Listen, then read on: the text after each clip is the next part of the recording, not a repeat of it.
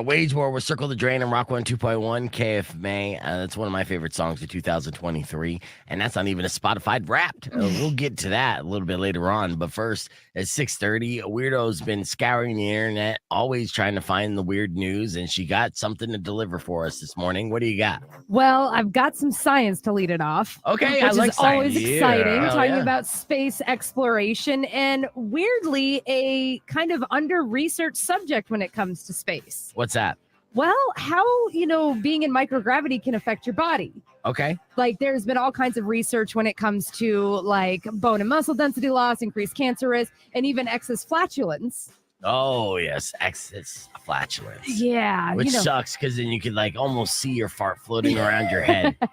Wafting. And as far as you shrink when you're in space, astronaut Mark Kelly, Senator Mark Kelly, I think his twin brother or him or the other or both kind of shrunk a couple inches because they were up in space for so long. Well, there's another possibility of some other shrinkage going on with vascular tissues associated with erectile dysfunction has been found in mice that have been put in these kind of microgravity situations. What a weird study, right? So you got these astronaut scientists that are looking at mice boners in space. Mm-hmm. Mice boners in space. Yeah, dude. I'll make that movie. Well, it also makes you wonder how Captain Kirk got all that, Yeah, that's strange. Well, he was hooking up with a lot of alien women, which I'm pretty sure they had very shallow vaginas. So science. Yes, they were different species. But this is very odd. I would think if you're just hanging naturally and stuff, it would keep the flow going even better. You would think, but you forget you are exposed to space radiation. And that seems to be the main culprit. The conclusion made it clear that spaceflight was counterproductive to getting and maintaining a quality boner. Oh, man. Yeah, that sucks. So sorry, guys. Hey, good news for the poors out there who are never going to just take a little flight in space on Bezos's, impotence rocket. Impotence rocket. It's so ironic now, too, because the Bezos rocket does look like an erect penis. Oh yeah. And once it goes up into space, then it all of a sudden gets limp. Okay, well that's good to know. Yeah. All right. What you else? Shoot going giant on? Circle K boner pills up to it. All right. What else you got going on in weird news? Well, Fish and Wildlife Services are looking. They've got a new job vacancy. It is the Grizzly Bear Conflict Manager. Oh, I want that job. Would you take that job? Just for the title alone. Oh, yeah, for the title. But what would you do if you had to de-escalate a conflict between a grizzly bear and a human? Give it some edibles.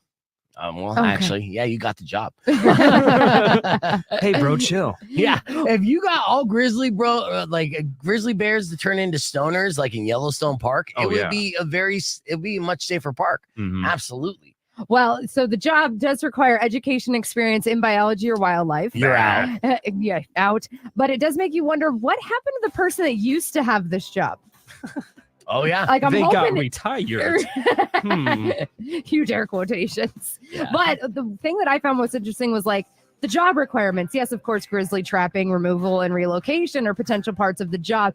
But so is dealing with large numbers of biting insects and, being required to work in close proximity with large animals, not just bears, but also moose. Moose. Yeah. Mooses. Yeah, and moose can be pretty vicious as well with those horns. And I know that from playing Red Dead Redemption 2.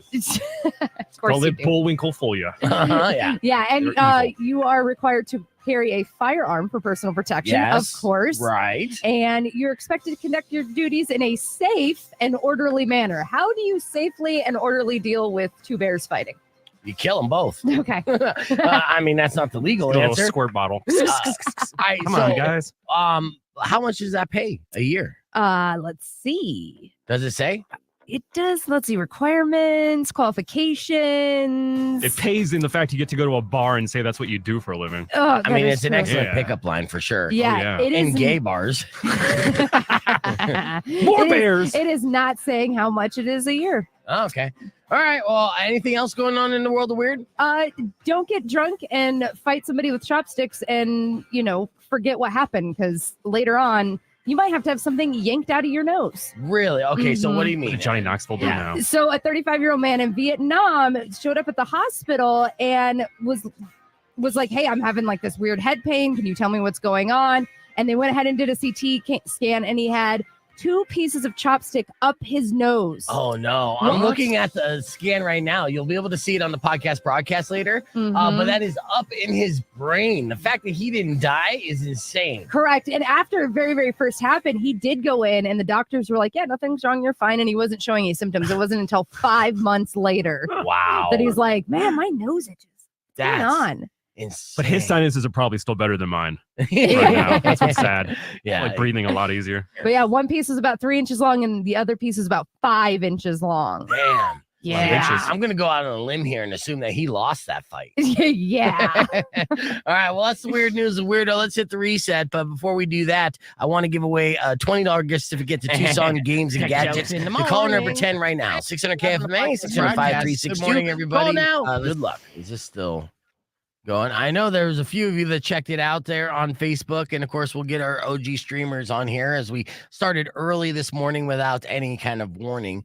Chef Gary's in the building. What's up, Chef Gary? How you doing? Howdy. Good, man. Thanks for having me. Oh, no worries. We're going to talk about, I know that you have a promotional video idea you want to wrap with us about. And of course, we got F My Life's and all that stuff.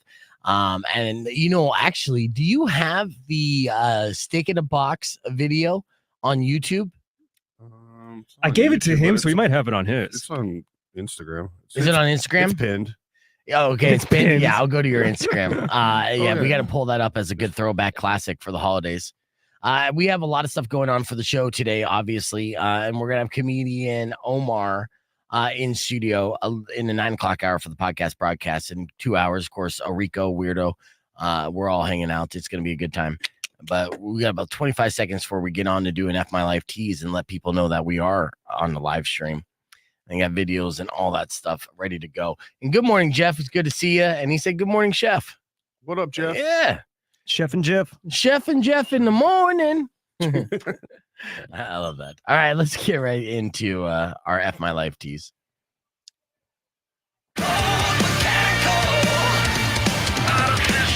Yeah, if you like that song, we have an acoustic version of Daughtry performing it live in studio on Yeah. youtube.com/beefvegan. And speaking of which, we are currently live with our podcast broadcast. So if you want to join along in the conversation, check us out visually. We all showered for this occasion. Allegedly. Allegedly. Did you not shower? Maybe. You look cleanish. Thank you. Yeah. And I like to also introduce our good friend, Chef Gary, in the building here for the podcast broadcast. Good morning, Gary. Good morning, Beef. We're going to be talking a lot of stuff, but we got your F My Life coming up next. And as always, I have a bonus FML I'd like to share with you real quick. Sent to me by Stefan. Stefan said, I recently found out that my friends were convinced that I was gay. I have known most of them for over 5 years. And they all thought that my girlfriend was just a special shopping partner.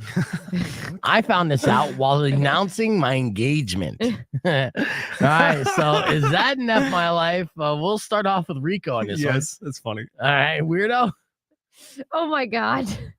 Like, what signals were you putting out there, Yeah, buddy? What kind of vibe were you like? I think he started off by saying, "Hey, my name is Stefan. Why don't you like?" And there's this hot new club in New York that I want you to go to. Yeah, there is a famous basketball player who's one of the best in the league today of his entire generation. He goes by Steph. All right, his name is Stephon Curry, but he goes by Steph. You could name it, switch it up to Steph, maybe. Yeah. But I say F My Life. you know what it Your probably friends is, do not know you. right? But you know what it probably is, and this is not to his fault. He probably dresses too well. You know, like you could have too much style where it's like gay style. You gotta schlub it up to look straight. You know, like people have never accused me of Wasn't that a being thing gay back because I dress in Kohl's. 2007 or what? Metrosexual. Remember? Metrosexual. Was It was that a thing. That was a thing. Yeah, Oh, he's a metrosexual. right. Chef Gary, is that enough my life for Stefan? I mean, if you have a special shopping partner, you have a designated shopper, that might be your first clue. Yeah, I think you're That's marrying a- your best friend, Stefan. So Yeah. congratulations, but definitely F your life. Do you, Yeah. Stefan? All right, the rest of your FMLs coming up after Five Finger Death Punch, and we are going to keep the conversation moving on the podcast broadcast. You can join us, youtube.com/beefvegan. Here's Welcome to the Circus on Rock 102.1 KFMA. Yeah, you could dress up too nice, and when your style is too good, then people are going to assume you're gay. They can't do that with my shoes. But your style's kind of, it's a little metro. It's divorced dad right now. Okay. But yeah. Well, isn't it ironic that like the better a male dresses, everybody assumes he's gay, but like the worse a female dresses, like, oh, she's a lesbian. Yeah. She's butch. Oh man. It's not like, ironic. It wait, just checks hold out. on. It just checks It out. just checks out. Oh, she drives a more- Volvo. Cool. Look, the more men dress like, have style like a woman, they're going to assume they're gay. And the more that women lack the style of like a man, then they're going to assume the same, right? Yeah. I think it's flannel too. Yeah, flannel and boots. Mhm. Yeah. Are you wearing boots right now? No, I'm wearing sandals. No, I know that you're kind of open and bisexual. I don't know exactly how you define your sexuality. I know it's very freeing, but Mhm. how many times were you accused of being a lesbian before you even really recognized that you had lesbian tendencies? I mean, I had one friend that like always kept asking me, like, do you find that girl attractive? Like that kind of thing. And I'd be like, I mean, yeah, she's pretty. And then like move on. And it was completely over my head. Like most of my friends knew that I was at least bi before I did. Were they trying to recruit you, or was it? No, she was straight. Okay. Yeah. So But she just knew, like, you have to be lesbian. There's something in you. She was a shopping partner. yeah. Right. Okay. It's like we went to, we went to El Charro del Rey, and you ate oysters like this. And Jesus Christ. then went into anaphylactic shock.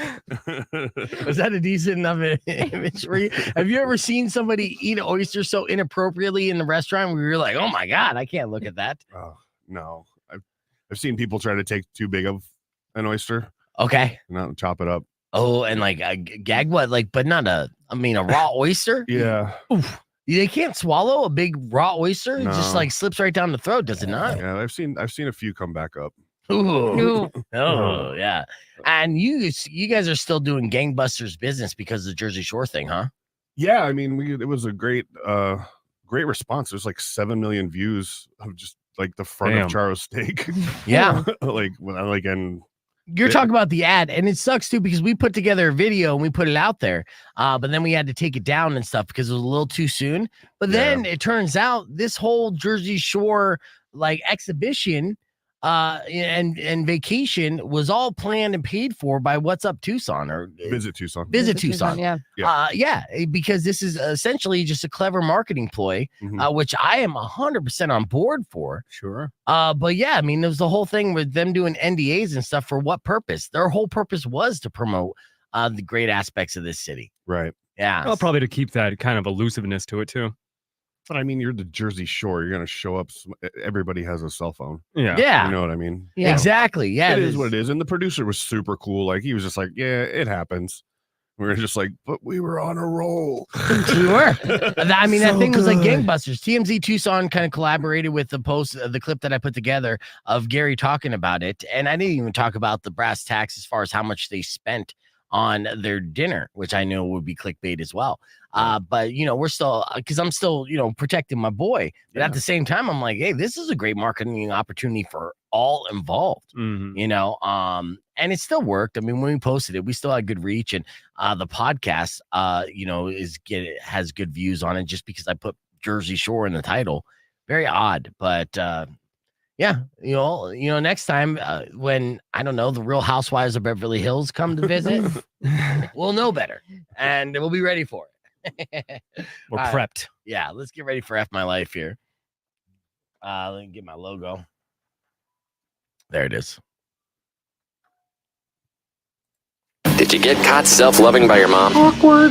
It is awkward. Did you do something that got you fired from your job? I just get stupid. It's fun being stupid. Don't hide this in vain. Let us laugh at your pain. Call 600 KFMA right away. I promise we won't embarrass you. Because Beef Vegan presents F My Life. F My Life. F My Life. Yes, it's time for another edition of Your F My Life. These are unfortunate situations. Email to me at beefvegan@kfma.com, subject line FML. But of course, if you have an F My Life you care to share on the air, you can give us a call right now, 600 KFMA, the 600-5362. And our esteemed panel will weigh in on your F My Life situation. If they agree your life is effed, we'll hook you up with tickets for your Tucson Roadrunners this Friday night's a game versus San Jose, and afterwards a free comedy show that I will be hosting. Bar is included. It's going to be a good time. So let's get right into it. Our panelists is Rico, Weirdo, and Chef Gary. First email sent to me by Paul. He said, today while on a first date at Hooters, I ordered my food. I know. That's better than cheesecake then. You lost them already, Paul. Just like that. I mean, right in the first comma. But okay, he said today while on a first date at Hooters, I ordered my food and the waitress asked me if I was stoned because she couldn't understand me. I have a speech impediment. Oh, F my life. We'll start off with the chef on this one, Chef Gary. Oh man, you just don't say that to people, but that's F my life. Yeah, would you reprimand one of your servers for calling people out like that? Yeah, 100%. Yeah. It's so rude. Like, are you stoned? Like, Yeah. how would you even approach a guest and say like you could tell if somebody's been drinking, but like, and you can tell if somebody's been smoking too. Like, it's just Right. like 3 mac and cheeses, please. I just imagine this smoking hot 22-year-old Hooters girl being like, "Are you stoned? Because I am. It's Hooters, yeah." All right, weirdo. F my life for Paul. Yeah, F my life. That Alright. sucks. Rico. Sorry. Big baby. No. Oh. No, Right. F my life. Okay, yeah. It was a first date too, right? Yeah. Mhm. Never take a first date to Hooters, dude. Yeah. Never take a date to Hooters. Maybe anniversary once you stop having sex with your wife, so you could be like, at least I get something. Yeah. All right. Next up on life email sent to me by Curtis. Curtis said, last week I got written up with a final warning because I was quote unquote drinking alcoholic beverages at work. I was drinking root beer. Oh. F my life weirdo. Yeah. Like I drink root beer out of like the glass bottles and I take them in the car with me. I'm like, one day I'm going to get pulled over when somebody's assuming I'm drinking a beer. Yeah. And not. Yeah. I'd be like, nope, I'm just a sarsaparilla killer. All right. What do you say, Rico? F my life. All right, Chef Gary. Yeah, man. If your boss can't read, Yeah, What a dummy. you're getting fired for a sugary beverage that doesn't even have caffeine. What's the purpose? Mm. All right, next F my life sent to me by Melody. Melody said I was talking to a customer when I choked on my spit. After that all the time. do you do that all the time? I've done that before too, and like my eyes get watery, and it's almost like I'm going to die while like I 7 get- inches yeah, away from I somebody. get so excited. I'm just like, are you okay? I'm like, That was a very interesting noise. Is that just while like describing like the day, just today's whatever. special? Yeah, I'll be telling stories or whatever, and I'll just get so excited, nearly asphyxiate red-faced. myself. I'm just like, ugh. Well, let's see if you continue to do, if you do exactly what Melody does in this situation. She said, I was talking to a customer when I choked on my spit. After I could breathe again, I was so embarrassed. I said the first thing that popped in my head, which was, I'm sorry, I don't know how to swallow. All right, that's my life, Chef Gary. I don't know, man. Yeah, that's my life. Yeah. Just her response is awesome. That is amazing. Yeah. All right, what do you say, weirdo? She's still laughing. I'll get back to you. Rico. Big baby. All right. That's funny. All right, what do you say, weirdo? F my life. For All right, sure. 2 out of 3 It's agree. So embarrassing. Yeah, you put your foot in your mouth and you choked on it. All right. And revealed so much about your personal life. Uh-huh. All right. You know what? That was funny. We'll end the emails on that, but we'll go to the phone, see who's calling. Rock 1, 2.1, who's this? Hey, Beef, it's Aaron. Aaron, you got an F my life for us? I do. All right, we're on the air, so no cursing. What do you got? So last week, On Track, which was Amazon Prime contractor, crashed in my yard, was stuck in my property, obstructing my neighbor's driveway for 8 hours, wouldn't call a tow truck, and then they blocked my delivery, so I lost out on all my Amazon Prime and Black Friday sales. They all got returned, and they marked them refused by customer. What? Damn. Like so the dude yeah. didn't want to come out of the van. he's like, I'm living here I'm now. staying. I've moved in. Yeah. Damn. That's how they got back at me, was they canceled all my packages and returned them to sender. I lost out on $1,000+ in savings. Oh, damn, dude. That's effed up. Whack. All right, well, let's get right into it. F my life. What do you say, Rico? 100%. All right. Mm-hmm. And Chef Gary? Yeah. I'll give you an Amazon hack. I was going to save this for a beef tip, and I will repeat it for a beef tip, but this is what I found out from Amazon. There's a lot of companies out there that are now tracking orders when they're in your cart. Mhm. So the hack to get a discount on things you're shopping for online is to put it in your cart and leave it there for a couple days. Yep. Then after a couple days, you'll probably receive an email offering you a discount on that item Correct. to help sell it. Yeah, we do that all the time. Oh, well, Yes. thanks for not telling me. Bezos hates this. But yeah, that's some of the hacking. I'll tell you what, I'm going to hook you up with something, Aaron. So stay on the line. Definitely F My Life, and then we'll see what kind of hookup we could hook you up with to kind of offset the loss that you had for your Black Friday stuff. Thanks, Beef. No worries, brother. Yeah. All right. We're going to keep the conversation moving on the podcast broadcast. You can join us, youtube.com/beefvegan, or keep it right here on Rock 102.1. Clear. All right. Let's see. 2 days or that less. Sucks. I know. It does suck. It happens, though. All right, Aaron. They got me, man. They got you. Yeah. Very that's- elaborate plot. It is. Just go crash in front of his yard. That we don't have to give him discounts. And unfortunately, On Track has no customer service line. They have a line out of Delaware that you can text. Delaware. And it basically tells you, like, get online and track your package and good fucking luck. Yeah, dude. That sucks. Here's a number in China. Terrible, dude. Yeah, and then and you can't request through any of your vendors like what shipping carrier they use. So it's like a crapshoot every time I like order something online until I get this resolved. And of course it happened like this time of year. Yeah. Well, that's when they're kind of running those drivers ragged, so that's why they're crashing into buildings. Seriously. And you've got people pulling up in like Escalades, like in personal vehicles, jumping out with like the homies, like, "Hey man, is this 9580?" And you're like, "Holy shit, man, you almost got shot." Yeah. I didn't know who you were. Right. Like, here's your foot massager. We're not going to shoot you. Yeah. Right. So, Aaron, I have either a $20 gift certificate to Tucson Games and Gadgets or tickets for the Tucson Roadrunners this weekend, either Friday or Saturday. Let's go with the Roadrunners tickets for Saturday. Nice. For Saturday? Gotcha. Let's see.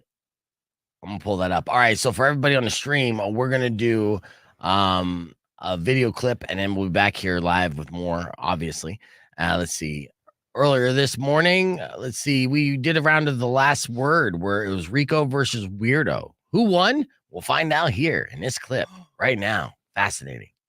Rescued by Foo Fighters on Rock 102.1 KFMA. Welcome back to the show. Hey, beef. Rico and Weirdo. I want to play a game. All right, there we go. Let's meet our contestants who are tag teaming with you guys. On line one, we have Stacy. Good morning, Stacy. Good morning. Now, Stacy is on Rico's team, and she's super excited about it. So stoked. And on line two, we got Alicia. Good morning, Alicia. Good morning. And she is on Weirdo's team. Yes. So here's how this is going to work. We're going to play round of the last word. Tickets on the line for that. Flogging Molly with Amigo the Devil, March 15th at Rialto Theater. It's actually going to be Rico and Weirdo facing off against each other in the best of three. But if they get stumped at any point in time, they could tag in their partners, either Stacy or Alicia, to help them out. Whoever gets the last word in each round will win that round. Whoever gets a 2 out of 3 will win those tickets for their partner for Flogging Molly, Amigo the Devil, March 15th, Rialto Theater. Nice. All right. With that said, let's get right into it. Are you guys ready? It's been a while since you played the last word, right? It has It's been a been. hot minute. Okay. Let's start off with Weirdo. Weirdo and Alicia. 30 seconds on the clock will begin when I finish asking this question. Weirdo, why don't you name an occasion for which you might wear lucky underwear? And go. On a date. On a date, yes. Rico. Casino. Casino, yes. Weirdo. You're going to your favorite football team game. Okay. A divorce hearing. Okay, yeah. Tag. Okay. No. Oh, I guess yeah. Oh, Play yeah, tag. tag. No, Alicia. Oh, no. Oh no. I'm drawing a blank. Take it back, Weirdo. Playing basketball. Okay. Going to the doctors. Okay. No. Yeah, lucky underwear going to the doctors is good. Well, if that lucky underwear is clean, yeah, you definitely want that. And yeah, you blanked out, Weirdo. I You did. got to step up for Alicia. I know. Alicia wasn't ready for the pass either. I could just imagine this. You mentioned Sorry. basketball. It's kind of like doing a no-look pass and your teammate's not looking, just smacks him in the face. All right, so Well, I said tag and it actually worked. yeah. So well done, Stacy. You got that first Woo. round, courtesy of Rico. And Rico's going to start off this second round. So Weirdo and Alicia, you need to win this round to stay in the game, okay? Okay. Rico, All right. 30 seconds on the clock will begin when I finish asking you this. Name something people might only do once a week and go. Have sex. Okay. Aw. Fill their gas tank. Okay. Buy groceries. Yep. Okay. Change their sheets. Okay. Pay a certain bill. Okay. Tag. All right, Alicia. Watch the show. Oh, watch a show. Okay. Babysit. Okay. Oh God. Drink. Okay. Smoke. Okay. Do drugs. Okay. I'm allow it. I'm sorry. I know that you look baffled, Rico, because you're like the personification of health. There's a lot of people out there listening that were like, yeah, that's actually pretty responsible of you. Once a week. I'm allowed. I don't have a problem. I only do it once a week. All right. Well, don't do drugs, kids. We are all tied up between Weirdo and Rico, who are representing both Stacy and Alicia. So whoever wins this last round is going to win tickets for Flog and Molly for their partner. All right. So with that said, we're going to start off with Weirdo in round 3. 30 seconds on the clock will begin when I finish asking this. Weirdo. Mm-hmm. Name another word people say for rear end and go. Trunk. Trunk. Okay. Fanny. Okay. Bum. Yep. Badonkadonk. Yep. Booty. Yeah. Bum. Yep. Can I say asinine? You can say ass. I can say ass. Okay. Booty meat. Okay. Gluteus maximus. Yes. Tag. Stacy. Rump. Okay. Oh, okay. Here you said badunkadunk. Tag. Oh crap. Your anus. Hey, Anus. your anus. Yes. Yeah. So you know what? It was so close because you didn't tag and you messed that up, and I it looked did. like I Stacy. did. Yeah. So with that and the clock, I got to go by the rules here. And the good news is, Stacy, who didn't even want to be teamed up with Rico in the first place, I guess. just won the last word. Congratulations, Stacy. Good job, Rico. Thank you. And Alicia, you put up a good fight. Weirdo kind of let you down on this one. My That's bad. the bad news. But the good news is we'll be giving away another pair of tickets for Flog and Molly tomorrow morning around 8 o'clock. So you have another opportunity to win. So please try to call and win those tomorrow. But thank you for listening to the show. Stacy, stay on the line. I'm going to get all your info. And we'll see you at the Rialto Theater on March 15th, okay? Yay. Thank you. No worries. Let's hit the reset. Be back with more right after this. Here we go. You got it? All right. So we're back here. We got the Queens of the Stone Age playing. Got some Sabbath playing after that to appease the overlords. Good playlist. Yes, thank you. And then I want to share Very nice. this. Chef Gary sent this. It's just a reminder because he's putting together another holiday classic. But this one was the jam. And give me a backstory on this. The concept was pretty simple, right? You were like, hey, I wanted to do a parody song of Dick in a Box. We'll do Steak in a Box, right? Yeah, simple. Reach out to Rico. Now, Rico, how did you come across, what was the process of building this up? That is a good question. It was just a fever I dream. think literally just kind of, it's an easy process because you have the original template to work off of, obviously. Yeah. So I think we just kind of went from there. It was nice that your brother was in town. Oh, God, that was perfect. Yes. Engineering. So Taylor, his brother, was in town, who also is like a producer, and it was able to mix this down. Now, you recorded this song separately, right? And had him mix it down. Yeah. And then shot the video and then match it up. So, I mean, there's a lot that went behind this. And it was fantastic. Over 14,000 views on the old Instagram. And in case you've never seen it or forgot what it was all about, it went a little something like this. Check it out. It's the holiday season. You know what that means. It's time to give someone special, something very special, and grass-fed. Not gonna shop on Amazon. I'm not boring, I'm a lot more fun. Not gonna go to the state fair. A love like yours is medium rare. Yeah. Not gonna get you a new iPhone. Not until I give you my T-bone. Not gonna take you to climb some rocks. Need something special, girl. A steak in a box. You gotta cook that steak. Step 2. You gotta grill that steak. Step 3. You put that steak in a box. Step 4. You have her open that box. Steak in a box, baby. I'm Chef Gary, and I semi-approve this message. It's your boy, Chef Gary. Nice. Yes. For some so- reason, that was on my Spotify Wrapped list. Like, you listen to this 85 million times. Yeah. I got a special mentions from Chef Gary. Like, what's wrong with you? You're my 0.1%. Right. That was a highlight of my Thursday hearing Chef Gary say semi. Semi approved. Yeah.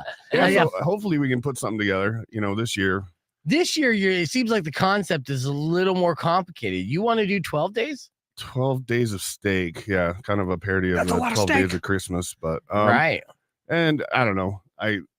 We've been going back and forth on concepts and want to get you involved this year. And I don't know. We'll see where we land. I Like did all it. things, it always comes together last minute and works somehow. Yeah. So we're Right. just like, we'll figure it out. No, I did do a 12 days before with Horny George when I was on the Frank show.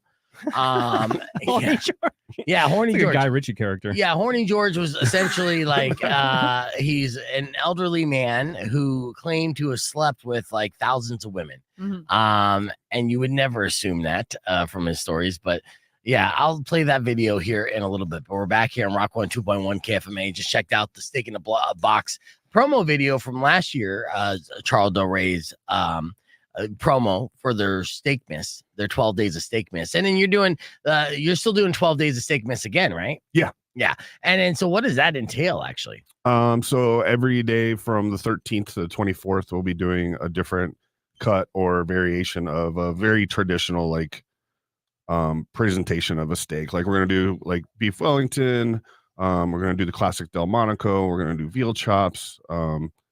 There's 12 of them. I just can't think of them all right now, but very classic presentations of our grass-fed steaks. So yeah, it's high quality meat too. And then you're basically the butcher in-house. Yeah. So when you get this meat at like Charles Del Rey, they basically give you a slab of heifer and then you do all the cuts, right? yeah, they're called subprimals, but yeah.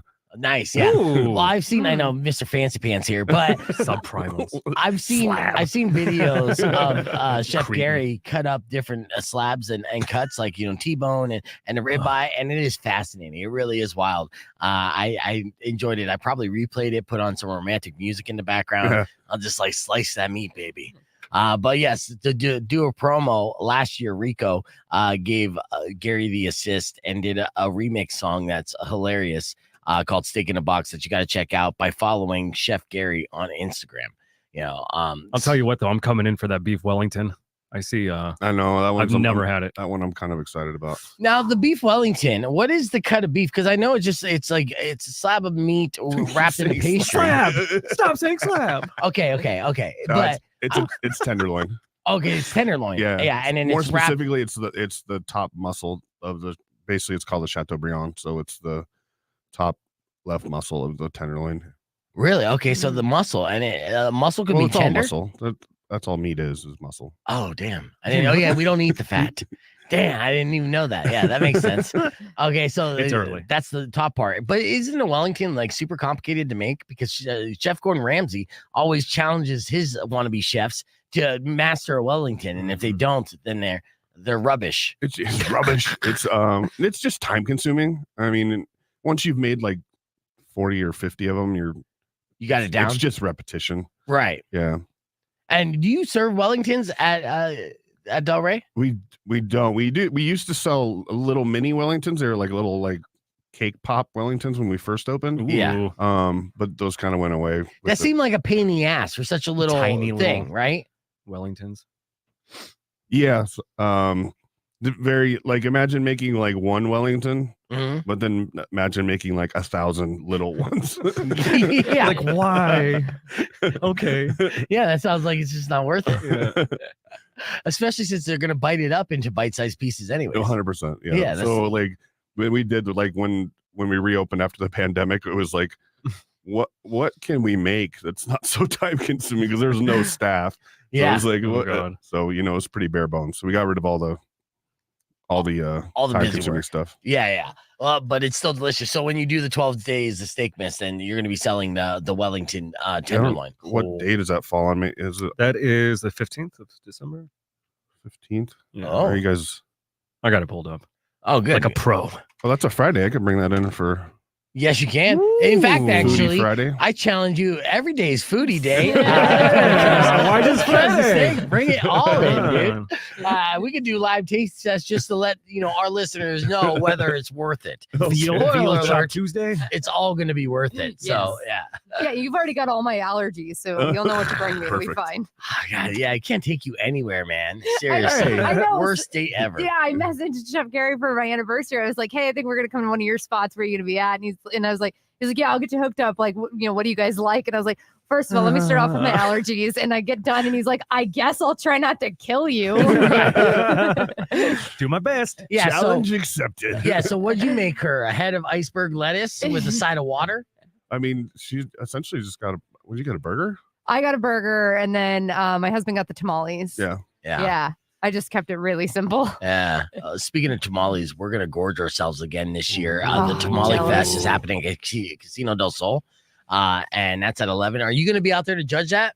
I don't know. I wasn't asked. I'm inviting you right now. Okay. Would you like to eat 42 tamales Jesus in a row? When is it? In fast succession. Saturday from 11 to whatever. Maybe.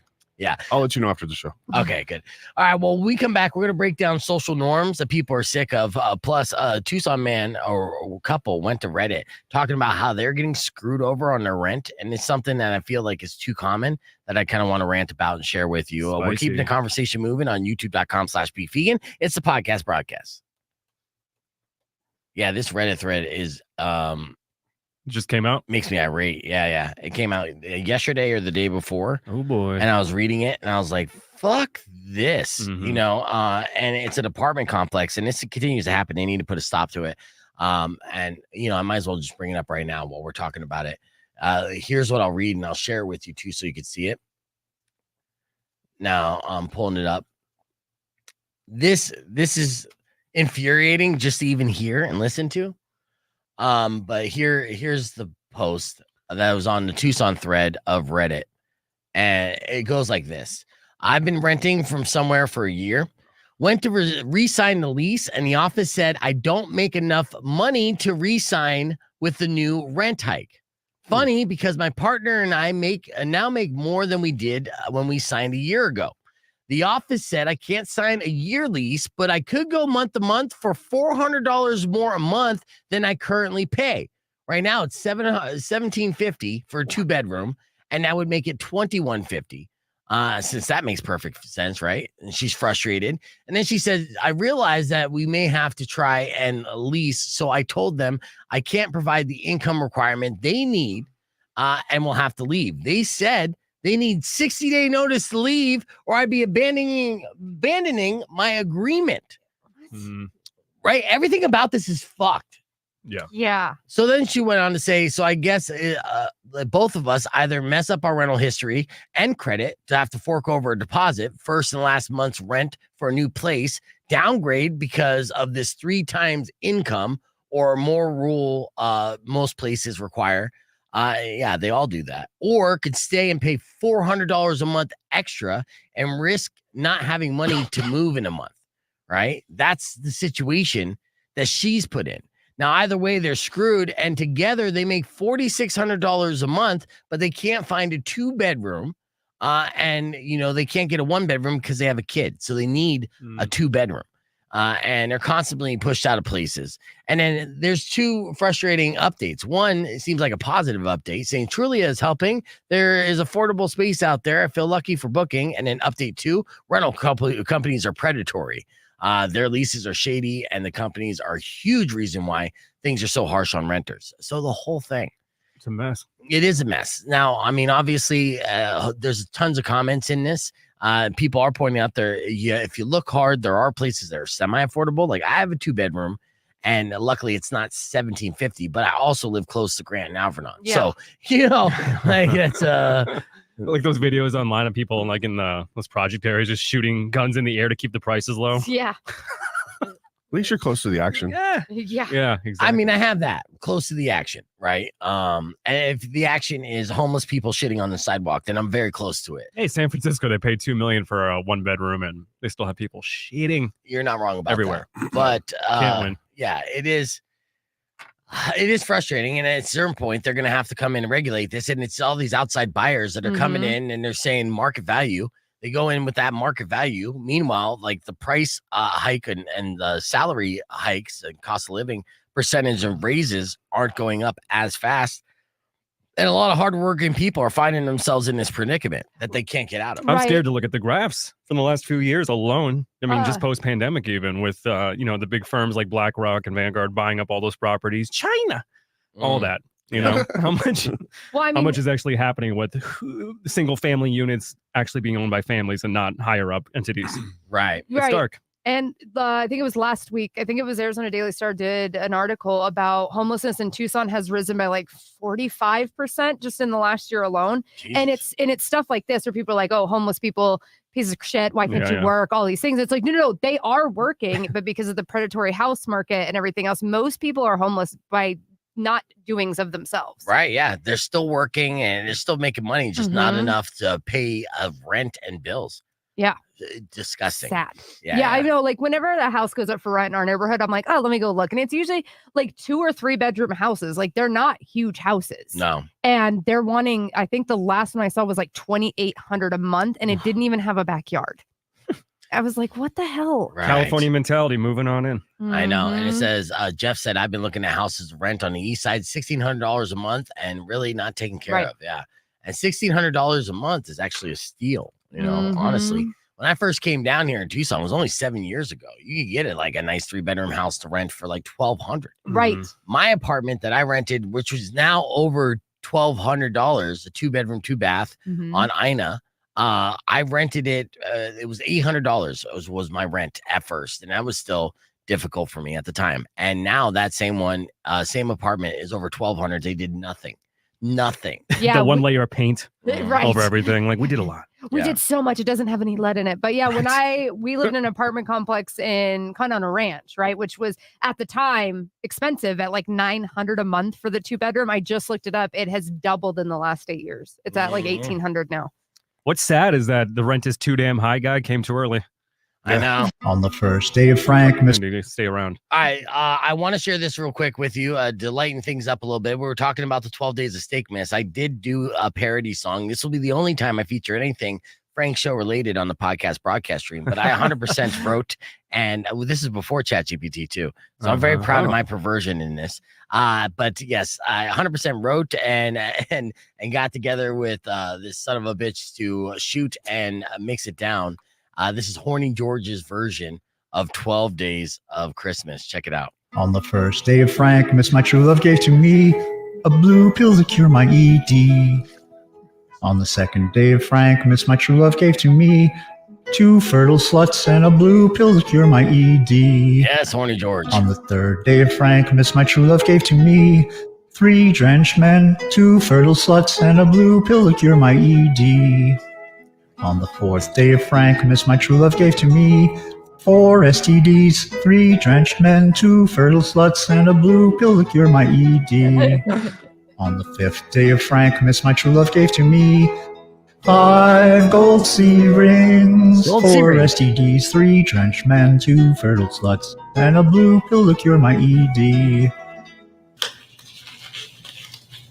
Don't know why he's doing On that. the 6th day of Frank, Miss My True Love gave to me 6 feet of latex, 5 gold C rings, 4 STDs, 3 drenched men, 2 fertile sluts, then a blue pill to cure my ED. It's growing. On the 7th day of Frank, Miss My True Love gave to me 7 dong to swinging, 6 feet of latex, 5 gold C rings, 4 STDs, 3 drenched men, 2 fertile sluts, then a blue pill to cure my ED. On the 8th day of Frank, Miss My True Love gave to me 8 babes to milk me, 7 dong to swinging, 6 feet of latex, 5 gold C rings, 4 STDs, 3 drenched men, 2 fertile sluts, then a blue pill to cure my ED.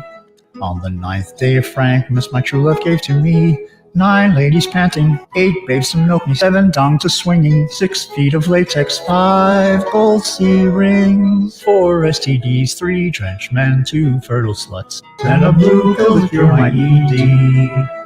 On the 10th day of Frank, Miss My True Love gave to me 10 whores a leaking, 9 ladies panting, 8 babes to milk me, 7 dongs a swinging, 6 feet of latex, 5 gold sea rings, 4 STDs, 3 drenched men, 2 fertile sluts, and a blue pill to cure my ED. On the 11th day of Frankmas, my true love gave to me 11 pipers piping, 10 whores a leaking, 9 ladies panting, 8 babes to milk me, 7 dongs a swinging, 6 feet of latex, 5. Just want to point out that so I wrote this whole thing as a parody and it rhymes with the original line, but the one line that I kept, the original line was 11 pipers piping because I'm like, that's sturdy enough. Yeah, we're keeping it. 5 gold sea rings, 4 STDs, 3 drenched men, 2 fertile sluts, then a blue pill to cure my ED.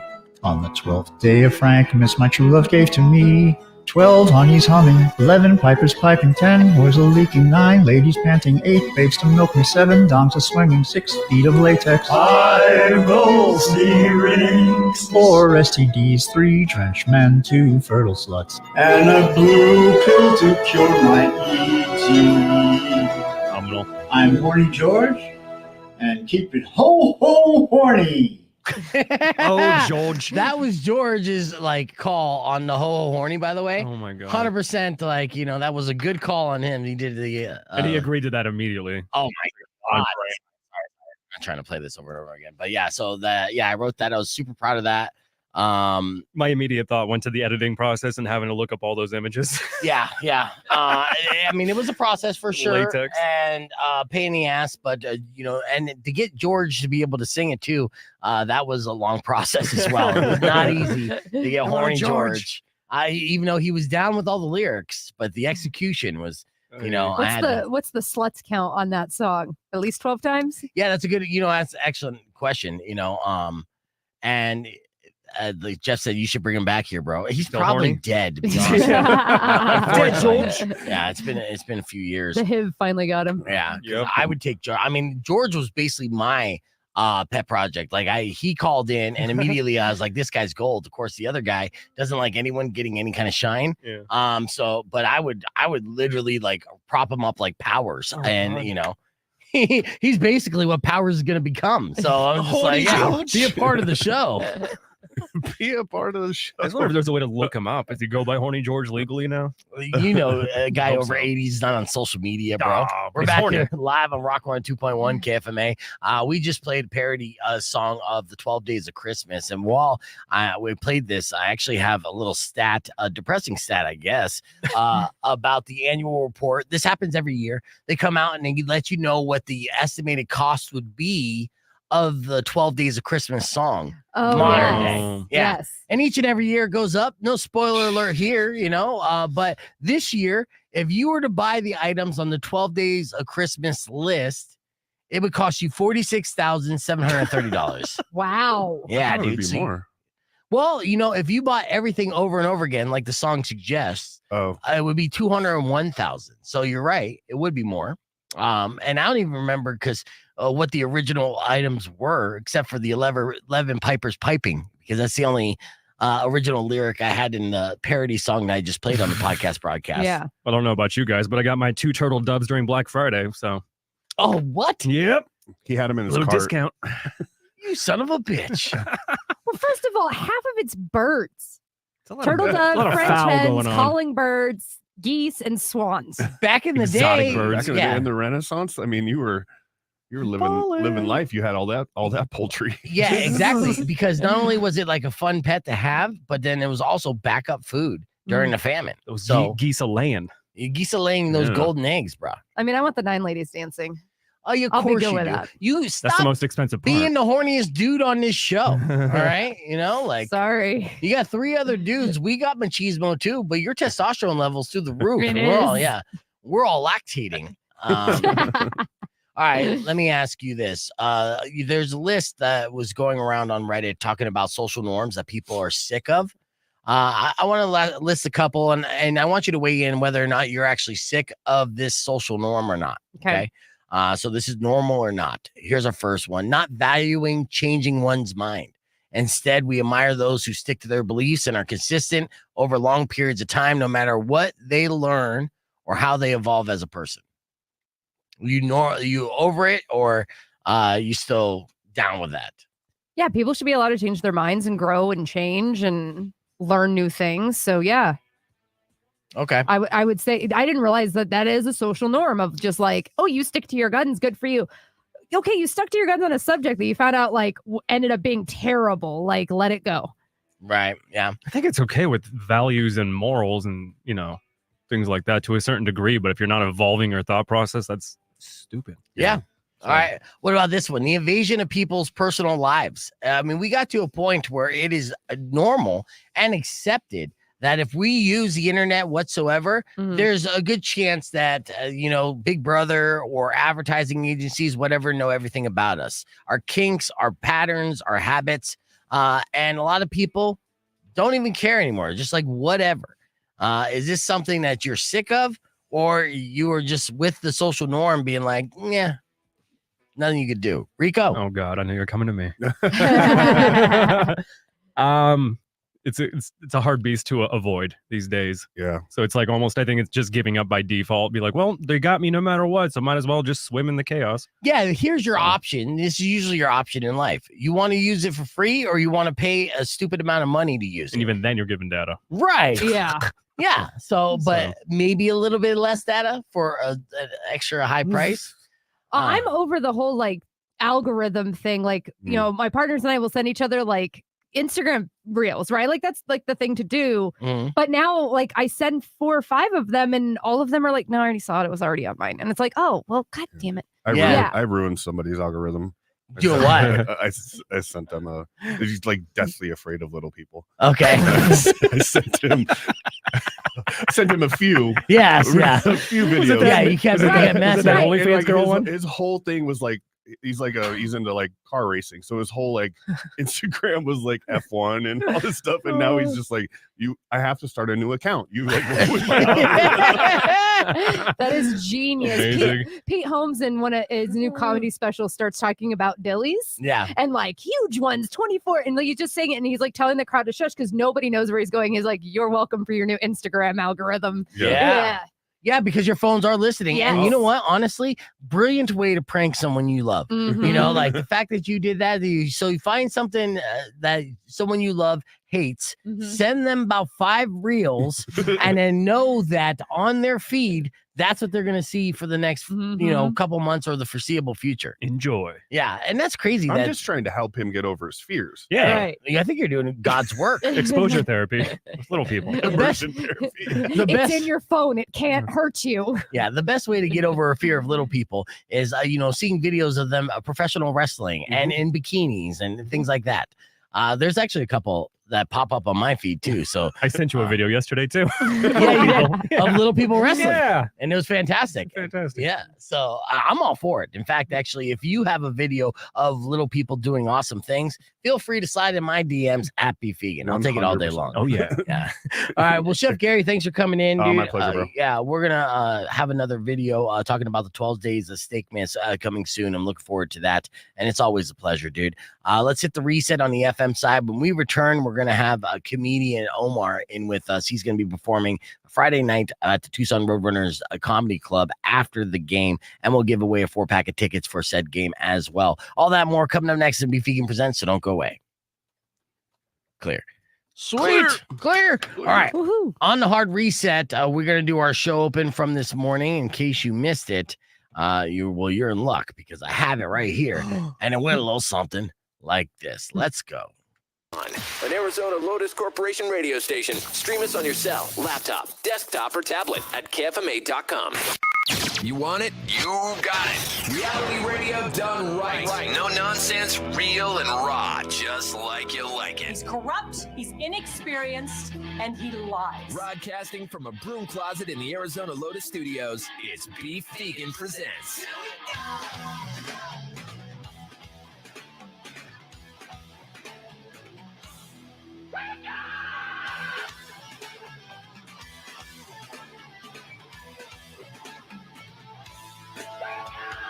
Yo, welcome back to the show. It's BeFegan Presents live on Rock 102.1 KFMA, streaming worldwide at KFMA.com on this beautiful Thursday, November 30th. Good morning, Rico. Good morning. And good morning, Weirdo. Good morning. Good morning, Tucson. Thank you guys for tuning in. We're going to have a super show today lined up with a lot of special guests swinging by. tons of tickets to give away and so much more as we're trying to power through Rico's tummy ache. My tummy hurts. Oh man, Rico's explanation when he came in, he's like, "Look, I'm not feeling too good. My stomach's messed up." And I'm like, "Oh yeah, you got like a bug?" And he's like, "I ate like a Dairy Queen Blizzard last night, and I think my body's too much of a fine-tuned machine to be able to absorb the poison." I looked back at what I had. I'm like, that's basically the only thing I'm like not normally having. So you're probably not wrong. I blame Dairy Queen. You're probably not wrong, dude. You know, I do it again. I remember when I went on a health kick. And I, was eating nothing but healthy food for like a year and everything. Then I ate my first McDonald's burger, and it made me feel like disgusted and just gross and like sick for hours. Now I had McDonald's just for a snack yesterday. I felt fantastic, like I run a marathon. So what you got to do is you got to stop being such a pristine machine, and let the garbage in every now and then, and it's easier to consume. It's become a human dumpster. Yeah. Okay. Or they call that American. Yeah. I have zero sympathy. Yeah, well, I know. Well, you have every single like a gastro disorder and whatnot. You can't even eat nothing but birdseed. Nice. No, I just can't do ice cream. No, that's a lie. That's a lie. You have a list of allergies like can't take you anywhere. The only two things that you could consume are bird seed and human seed. But that's it. And then everything else is human seed. Seed. Don't make me spell it out for you on the radio. We'll get fired. Iceberg lettuce is nice, right? Mm-hmm. Yeah. Oh, you can do that. It's delicious. Sweet. Delicious iceberg lettuce. Yeah. So okay, here's the deal. We got like so many tickets to give away. We're going to give away our first pair of tickets here momentarily. So stand by for that. The big news today, the big headline, another centurion is what I'm going to call it, has passed away this week. So what are the odds? 2 100-year-old billionaires will pass away in the same week. This is just an example. So Warren Buffett passed away at the age of 100. And hell, I mean, most people were lucky to get to half that. Right. But, it just goes to show that even drinking baby's blood won't make you live forever. There's still like an expiration date, and that expiration is a century. Okay. Yeah. So, make the most of your time as you can while you're on this planet for 100 years. Correction. Sorry. Buffett's not dead. It's Charlie Munger, his partner. No, Charlie Munger. Oh, yeah. No, I'm sorry. I got that wrong. Okay. Just a heads up, everybody. I know you're all fans. No, I talked about Charlie Munger, and he was 99 years old, and I talked about that yesterday, and I gave 5 tips that he had for, saving money and making money. Yeah. Henry Kissinger is the other.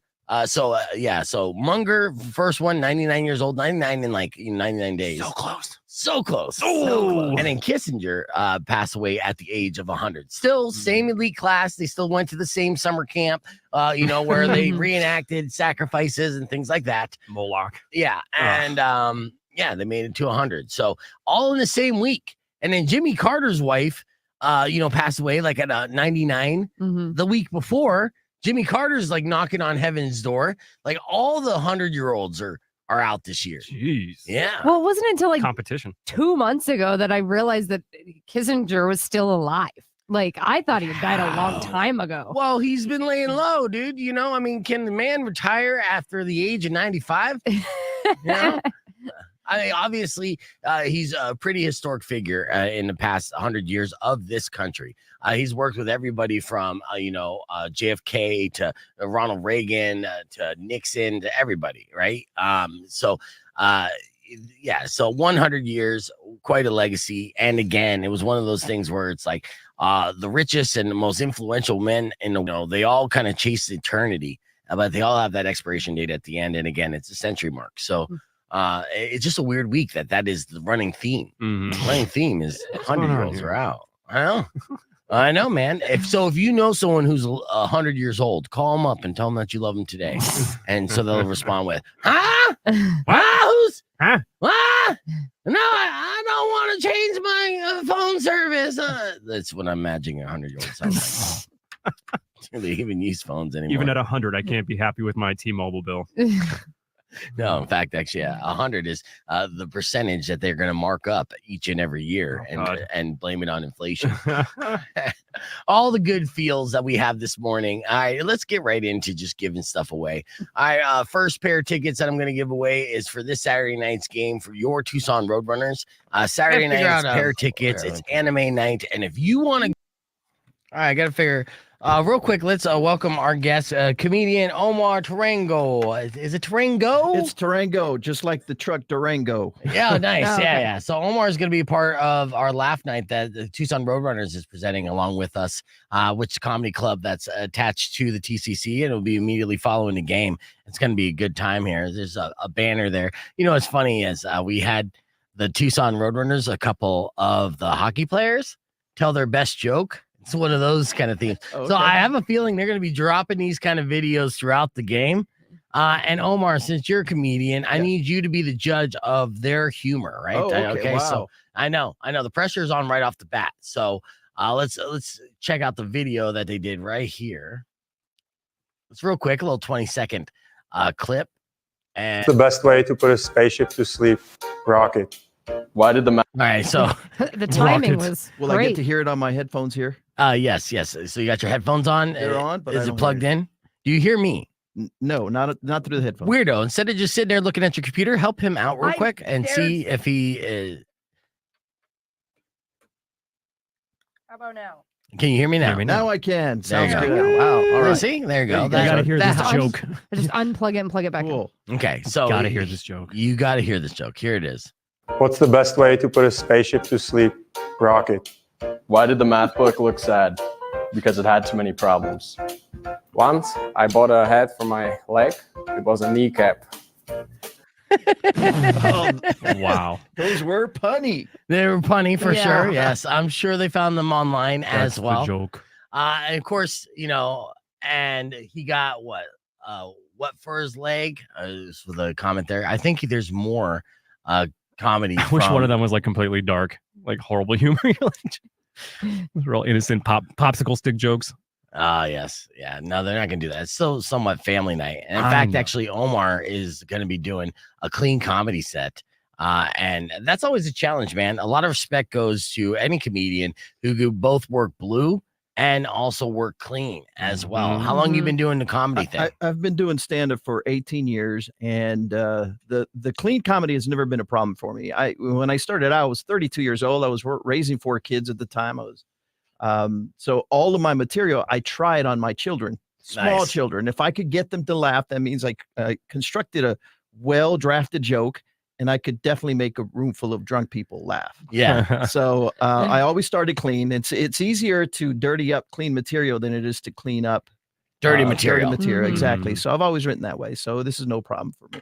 I can see that. That's funny too. Well, did you ever if a joke was bombing with your kids, did you ever have the fallback plan of just like pretending to hurt yourself just so you would still kill? No, I wouldn't do that. I just took their non-laughter really critically, and I just really felt bad about myself. But I'd rather embarrass myself in front of my children than in front of an audience. Yeah. A paying audience. Yeah, for sure. And did you ever ground your kids for not laughing at a joke that you felt was really well crafted? No, but Okay. my kids have rewritten some of my jokes.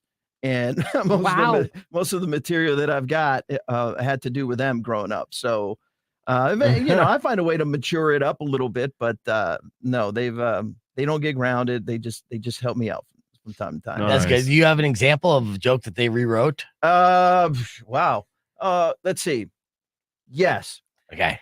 So, So, what was originally the joke that before they rewrote it? well, it had no punchline. So Okay. my daughter, 18 years old, came home one day and she told me that she just blurted out. She should have been in college, first semester of college, right out of high school. Uh-huh. And she came right in and she said, "Dad, I'm pregnant." Oh shit. And I didn't know what to do. I was just in complete denial. She's like, "Dad, I'm pregnant." I'm like, "How do you know it's yours?" So my daughter loaned me that punchline before there was no punchline there. She Nice. goes, "Well, how do you know it's even mine, Dad?" Yeah, nice. That's excellent. That's great. Well, and then we have you. Are you going to be closing out the set? I think you might be I our have headliner. no idea. They just asked me to perform. I said, okay. So Yes. Yeah. This is going to be super fun, Omar. So not only do we have that comedy club, but throughout the night, we're going to have you participating throughout the game and stuff. So you come out, bring the family. with the Tucson Roadrunners, professional hockey action. You ever been to a Roadrunners game? I have not. I've never gotten into hockey, so this would be my first hockey game. And I'll tell you what, and I didn't grow up a hockey fan because I grew up in Phoenix, right? So, a desert dweller, we didn't necessarily have any kind of ice rinks to play as a kid. So I wasn't familiar with it until I started working with the team, and I love the sport now. It is very exciting and entertaining and very violent in a good way. So we'll have you out, and then during the first intermission, we're gonna do we do games, right? Okay. And so with that games, then you're gonna go out onto the ice during the first intermission and play a game against your fellow comedians. Yes, and that will be a fun experience. And then afterwards, of course, then we'll go right into the comedy show after the game. Oh, how cool! All right. Yeah, this will be my first experience. I'm looking forward to it. Not a lot of Mexican people in hockey. Not yet. Not yet. We're So- getting there, and that's just because it's hot in Mexico. But eventually they get the ice. That's you true. know? That's Yes. true. We'll play anything. Yes, we get it. We do have a lot of Mexican fans here, though, as they've been building that up and doing Latin nights. So they've been doing a good job of trying to, bring in the culture and showcase the culture as well in Southern Arizona. So it's cool. And then I might even get you on the Zamboni. You know what that is? Yeah. In fact, the first time I learned about that word was on a TV show named Cheers. For those of you in my age demographic, Zamboni, I think Carla's husband died on a Zamboni or was crushed by one. Yes. Yes. So that's the extent of it. So it's a thing that clears up the ice, right? It shaves it down or something. It's like it's been a fear all my life. Thank you very much, Pete. Yeah, we're gonna conquer that fear together, Omar. It Okay. is safe. Nobody has died by way of Zamboni on my watch. Okay. And Well, that's good. Not looking to start that today, so or this weekend, I should say. So it would be really good. All right, we got about 45 seconds. We're gonna go on the air and we're gonna play a game. Okay, as I like to do here with all three of you, especially since Omar just mentioned his age demographic, right? Now, Weirdo, she's getting up there. She's almost 40. Rico, same. They're definitely not kids. Yeah. And, kids today, they got their slang. And there was recently, Ranker put out a list of the most common and popular slang words of 2023. Okay. So the way that I'm going to break this down is essentially I'm going to give you 3 different slang words, and then I'm going to give one definition. Okay. And you're going to try to match up the slang word with the definition in this game. Okay. So with that said, we're going to be live on the air here in 3 seconds. Rock 102.1 KFMA. Welcome back to Beef Vegan Presents. That was Foo Fighters with Under You. Please welcome our guest in studio. He's going to be one of the hilarious comedians that's going to be performing after Friday night's Tucson Roadrunners versus San Jose Sharks game at the TCC. We got Omar Tarango. Good morning, Omar. Awesome. Hi, guys. I'm doing great. How are you guys doing? Doing good, dude. I'm Splendid. excited to have you in. We're already having a good time with you, and we like to welcome our new friends with a little challenge. I want to play a game. All right, so here's the game. It's the slang game. I played this with listeners yesterday. I want to do the same thing for all 3 of my older friends here. Now, kids and their slang. Now, you have kids, Omar, right? How many kids do you have? I have 4 kids, but they're all grown. They're out of the house. I live my own life now. That's good. yeah. You're an empty Nice. nester. Congratulations. That's right. How's that feel? You know what? At first, it was very lonely. I Yeah. mean, when they left the house, after the last kid left the house, it was extremely lonely. And up until that point, I hated dogs. Hated them. Yeah. I went to the pound and got myself one because I needed something to take care of. Oh, yeah. You needed a Aw. buddy. Yeah. And would Aw. actually appreciate it and be happy to see you, Yeah. right? Yes. And I still have her. Her name is Wilhelmina. And we Nice. spend all day, every day, just ignoring each other. Just like if you had your Right. teenagers That's living exactly with you. right. Yeah, that's Perfect. fantastic. Well, your kids are still relatively young and hip, and I'm sure they use some of these slang words. Now, Preply just recently released a list of the top slang terms of 2023. Now, for most of you out there, if you're older, you have jobs and stuff, you're going to be smacking your head in frustration and feeling like, today's kids are just ridiculously dumb. And that's not necessarily the case, but it's all about each generation creating its own language to be able to connect with another. And I appreciate that. But at the same time, I like to make my older friends be hip and cool so we can understand what younger, better looking people are saying around us. Okay. And with that said, let's get into the slang game. It's going to be super simple here. All right.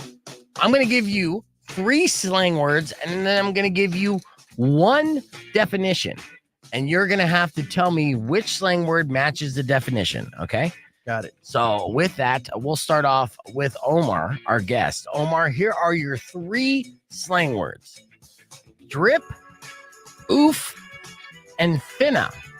Drip, oof, and finna.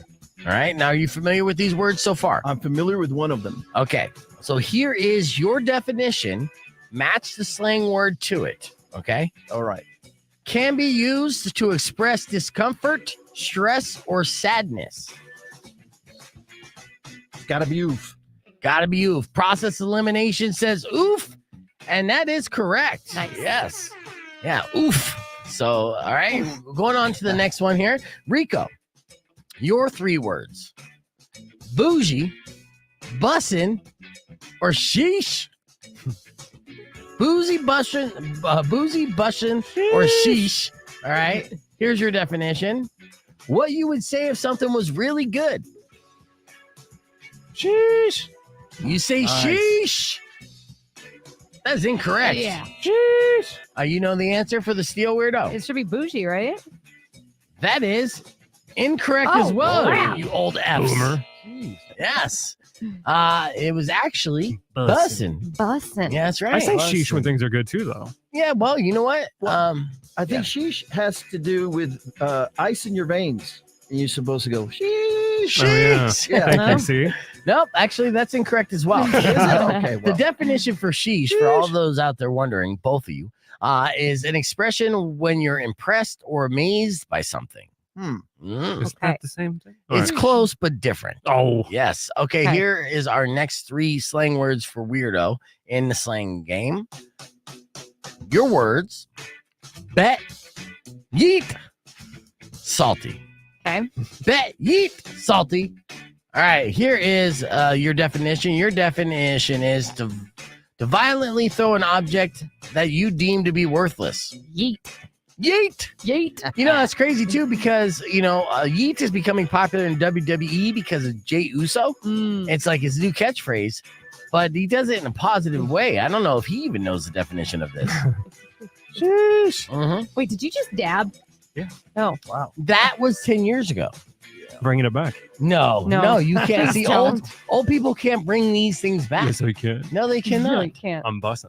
No, you're doing it wrong. Out of context. Yes. All right. Okay, so we're going to do a speed round here. And essentially, I'm going to give you, I'm just going to throw out a slang word, and then you're going to buzz in with your name and tell me what the definition of it is. And if you're close, I'll give you the point. Okay? Here we go. Your slang word, extra. Omar. All right.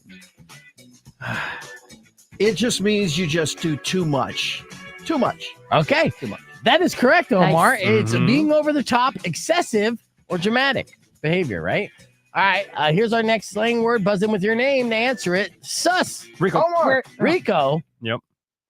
Suspicious.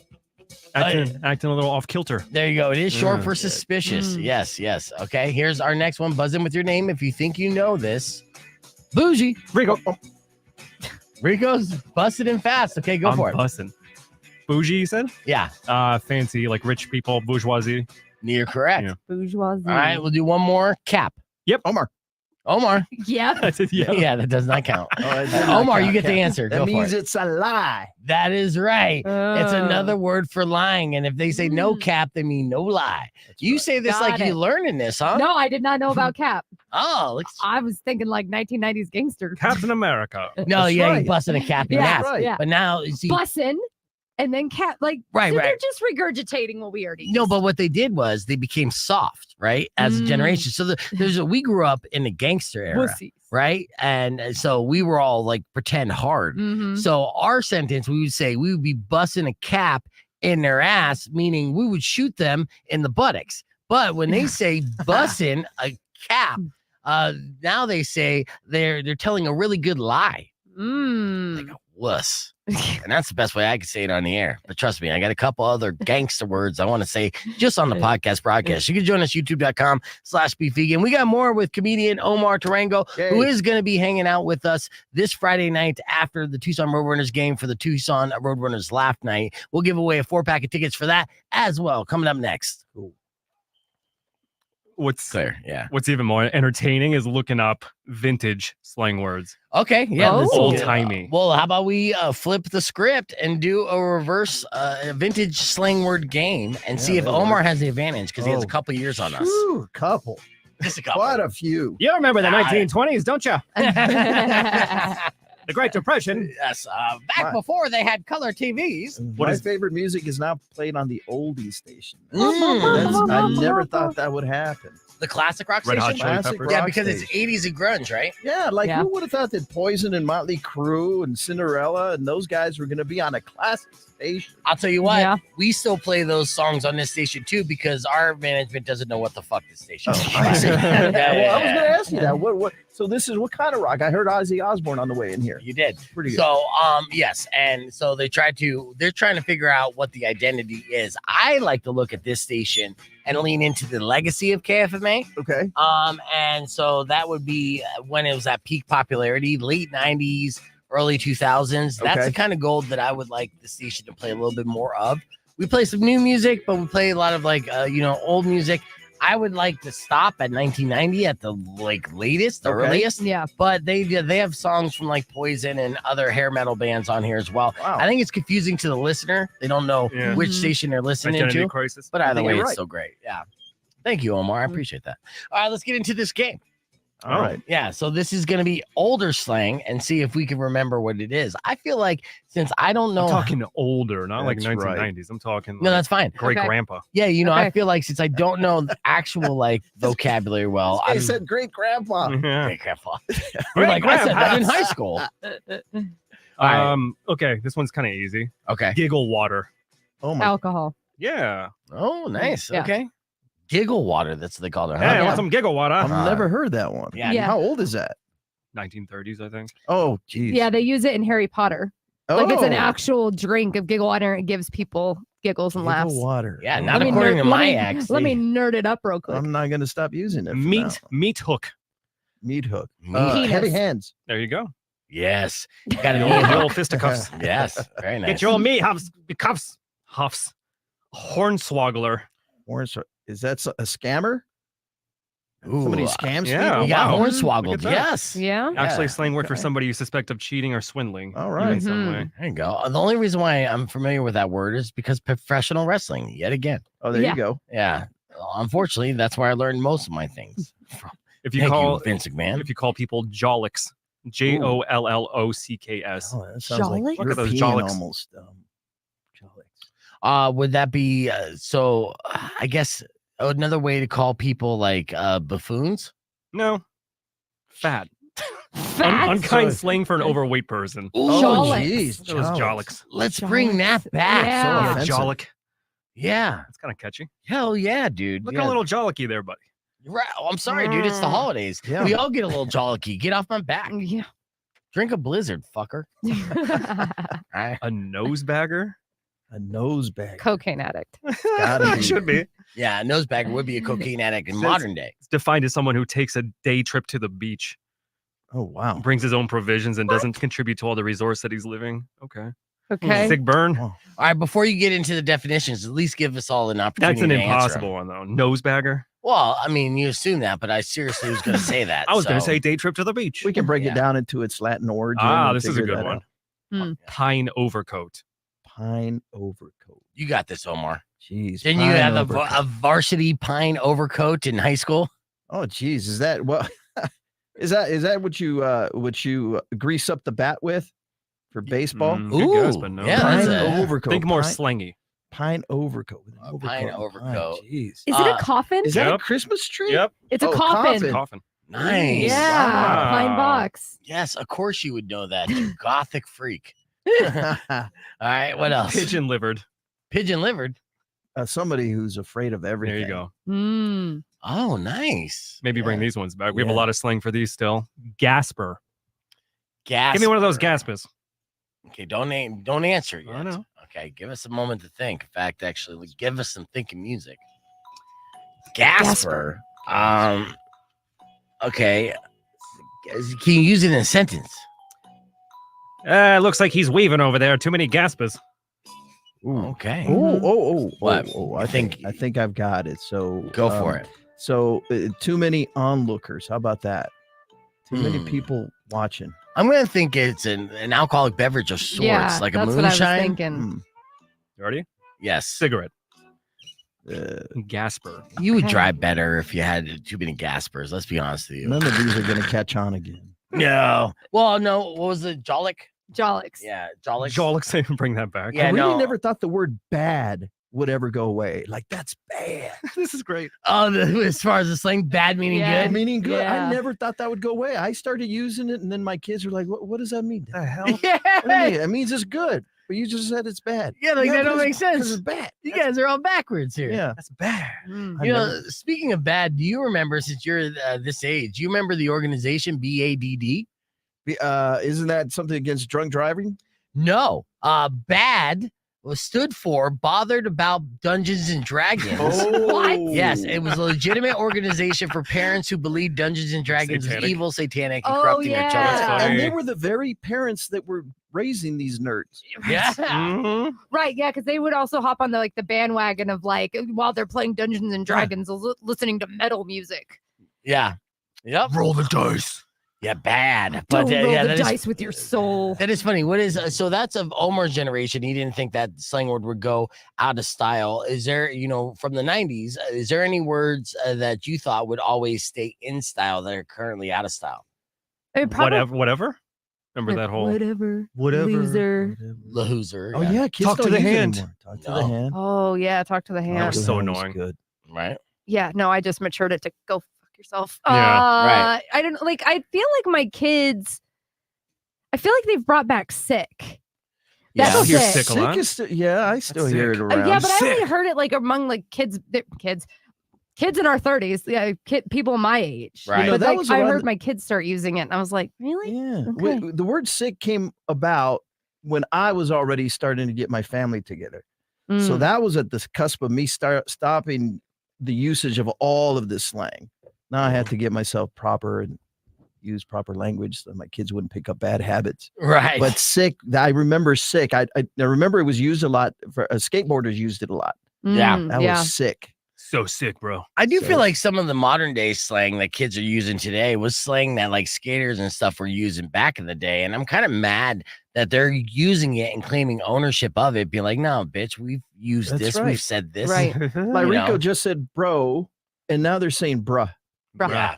What Which up, I say, bruh? bruh, Okay. which doesn't make me Bruh. any younger, but I like to think so. You know. What about deuces? Deuces was I a will good still one. use deuces. Yeah. Deuces was good. Yeah, deuces is still that's back in style, according to my teenage daughter. She would It's say- interesting with language too, how much of it adapts to be sort of ironic, or it understands it's making fun of old timey language, but it's still being used. Yeah. properly. Like you would say deuces as kind of a joke. You wouldn't legitimately be like deuces. Right. Yeah. Deuces. I know. But do you try to utilize, Omar, when you're going in front of different crowds, you kind of size up the crowd, like the age demo, and does it make you kind of adjust the way you're going to present some jokes? I try not to adjust too much, but I do, you do have to recognize your audience. So I do a lot of, I work a lot on cruise ships. Okay. So on these cruise ships, the demographic is so varied. I mean, it's just crazy. You've got older people, younger people, you got kids in the audience sometimes. Right. And you've got to tailor the way you speak, or the way you deliver your jokes, depending on that demographic. The older people, they hate to hear any kind of swearing. Right. I mean, the joke can be good, the joke can require it, but you just don't use it too much. Right. The They cringe when you say like a curse word, huh? Yeah. They're like, oh, he was dirty. Are you serious? I used an F word in that Right. joke. Give me a break. And then you notice that the people my age, or at least that demographic, maybe 35 to 50, they almost demand that you talk to them in a mature way. Right. In other words, don't worry about saying the F-bomb or saying this, that, or the other. Just use the words. If it helps, if it lends to the joke, then use it. So I've had to compromise on these cruise ships because I used to not swear at all on stage. at all. And then I was noticing that these audiences on these cruise ships were not laughing at some of my strong material. And I realized that the reason is because when I was introduced on those late shows, they introduced me as a mature content comic. So they would prepare them for some raunchy stuff. And so at the beginning, I'd go up there with my not raunchy stuff, and people are like, oh, this is not what you guys said at the beginning of the show. Right. Yeah. So like it's 11 o'clock and I'm drunk. I want to hear somebody cursing. We're back on the air, by the way. Rock 102.1 KFMA. This is Omar Tarango, who's going to be one of our comedians this Friday night. So continue, Omar. Sorry about that. So we're talking about the cruise ships and how I had to kind of tailor my material to some of these cruise ships and some of the audiences who were in my demographic who insisted that I use some kind of mature language in my jokes. My jokes are basically clean. Yeah. Yes, I cover some edgy content, but sometimes, I do it in a clean way. Right. But so after a couple of shows where I was not getting the reaction that I'm typically accustomed to at the comedy clubs, I thought I'm going to have to dirty some of this stuff up. Yeah. So I started dropping F-bombs here and there and then made the jokes funnier to them. And I kind of really started to hate comedy at that point. I said, really, that's all I had to do? Right. Throwing an F-bomb for this brilliant punchline? Give me a break. Right. Because if anything, you know that it's lazy in a way. You're just like literally adding word filler. And sometimes, it adds emphasis, but at the end of the day, it's like the craft of the joke of the setup and the punchline is what you're proud of the most. And the only way to get a reaction is to throw a couple expletives in there.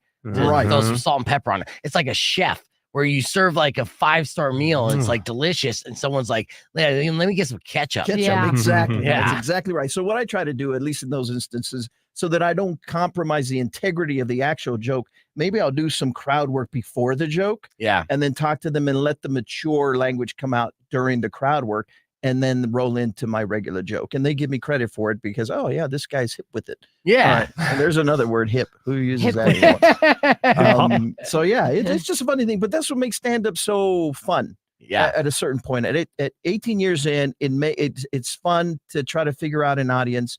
I don't think about it anymore. Yeah. I used to sit in the back of the room and just watch how the other comics did before I went up. So I could tell whether the room was a dead room, a good room, a hilarious room, whatever they can. And then I would go up there with my presuppositions in my head. Okay, this is how I'm going to deal with this audience. I don't do that anymore. In fact, I don't even listen to the material anymore or the other comics. I just sit in the back. When it's my turn, it's my turn. I'm going in there fresh. Right. Nice. Yeah. And that's what you're going to do this Friday too, which is great. This is a stacked lineup and a bunch of killers on this lineup as well. And so when you go in with, 5 other comedians on the bill, you want to be the funniest comedian in any room that you walk into. Am I wrong?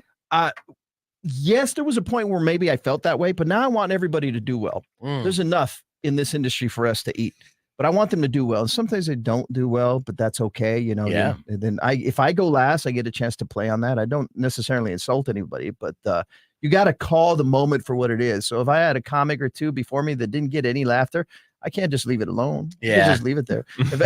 Sometimes I'll go up there, like at a recent gig in Oregon. The first 2 guys didn't do so well. Yeah. I don't know what it was, but the first guy didn't do well. The second guy kind of went on that momentum and did even worse. And like, man.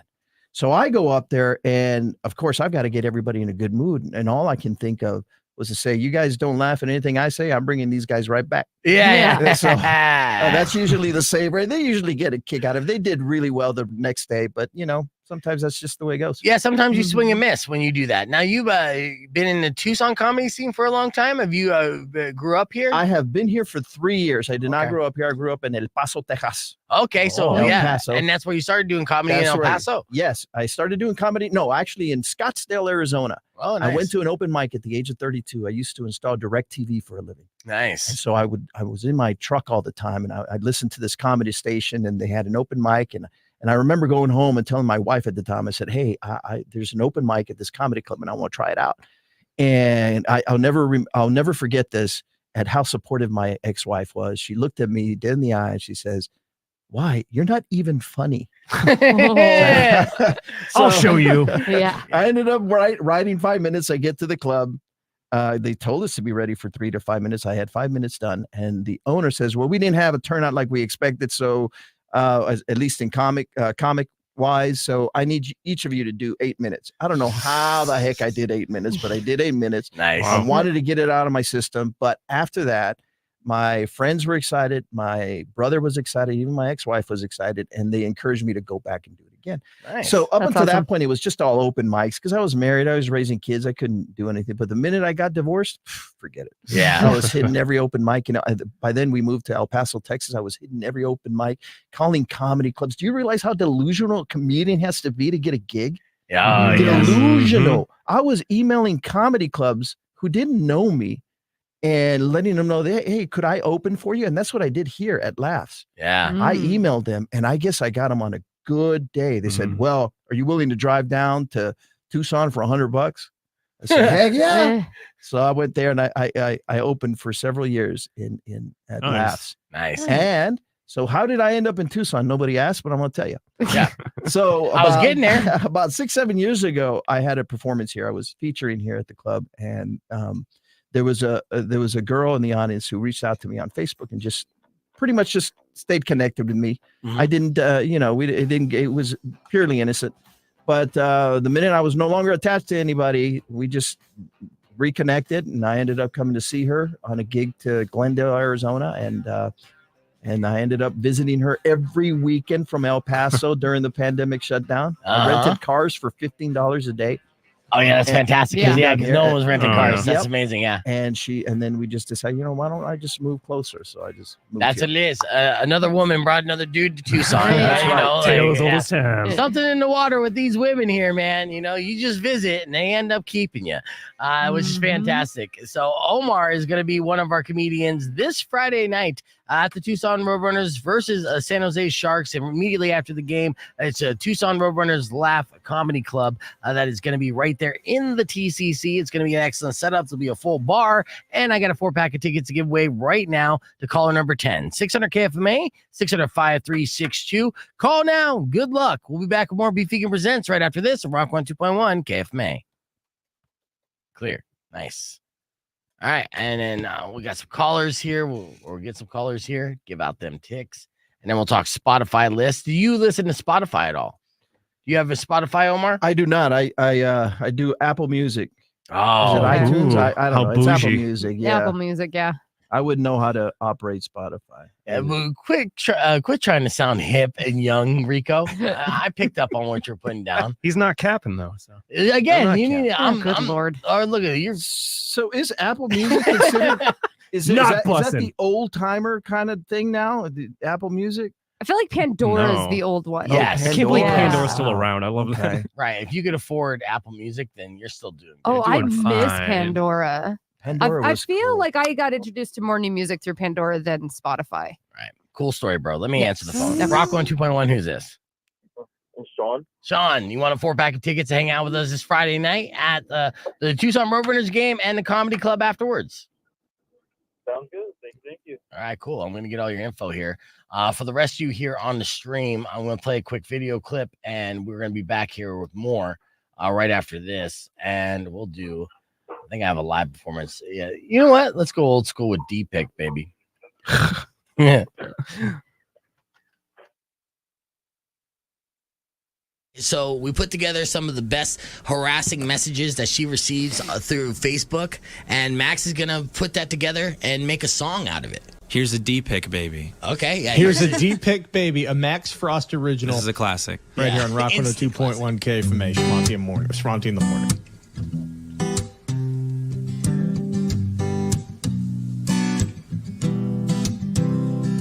Hey Mari, you're like a mirror, 'cause I can see myself in you when things get clearer. Oh yeah. And I mean that I could do coke off of you. Oh yeah. If you let me sometime. And I hope you don't mind, 'cause that's kind of crazy. But this picture of me might be hard to see. I hope that you don't flinch when you see it. But hey, you and me, and the devil is 3. I hope that you don't mind when I say this. Here's a D-Pick, baby. It's my penis, baby. Here's a D-Pick, baby. That's my penis, baby. I'm talking no blurry Japan porno stuff. Oh yeah. You know what I mean? Oh yeah. He's a D-pic, baby. That's my penis, baby. Well, I've been watching you for a long time on your Instagram, and I'm really not sure what to say, or if you can see the word that rhymes with Sam that starts with D. But anyways, Mara, I just got something to say to you right now that I've been thinking about saying for a long time, and that is just something simple and sweet like, hey baby, show me your boob, slut.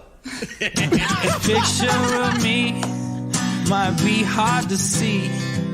I hope that you don't flinch when you see it.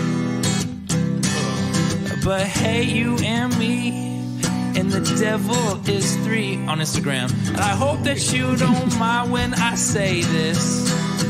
He's a D-pic, baby. It's my penis, baby. He's a D-pic, baby. That's my penis, baby. Yeah.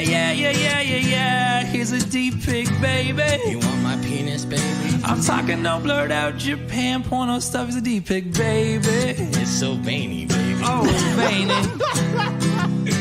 Oh my God, I wish I was there sucking on them. Do you got milk? LOL. Your boobs must smell terrific. Yeah. A masterpiece of God. Hey, how are you? I love your hair. You are looking great. You make me speechless. In a box, text me your number, baby. Hey, he's a D-pic, baby. Here's my penis, baby. He's a D-pic, baby. Will you clean it, lady? He's a D-pic, baby. It's the meanest, baby. I ain't talking no eggplant emoji. It's a D-pic, baby. That's my penis, baby. I ain't talking no eggplant emoji. It's a D-pic, baby. Yeah.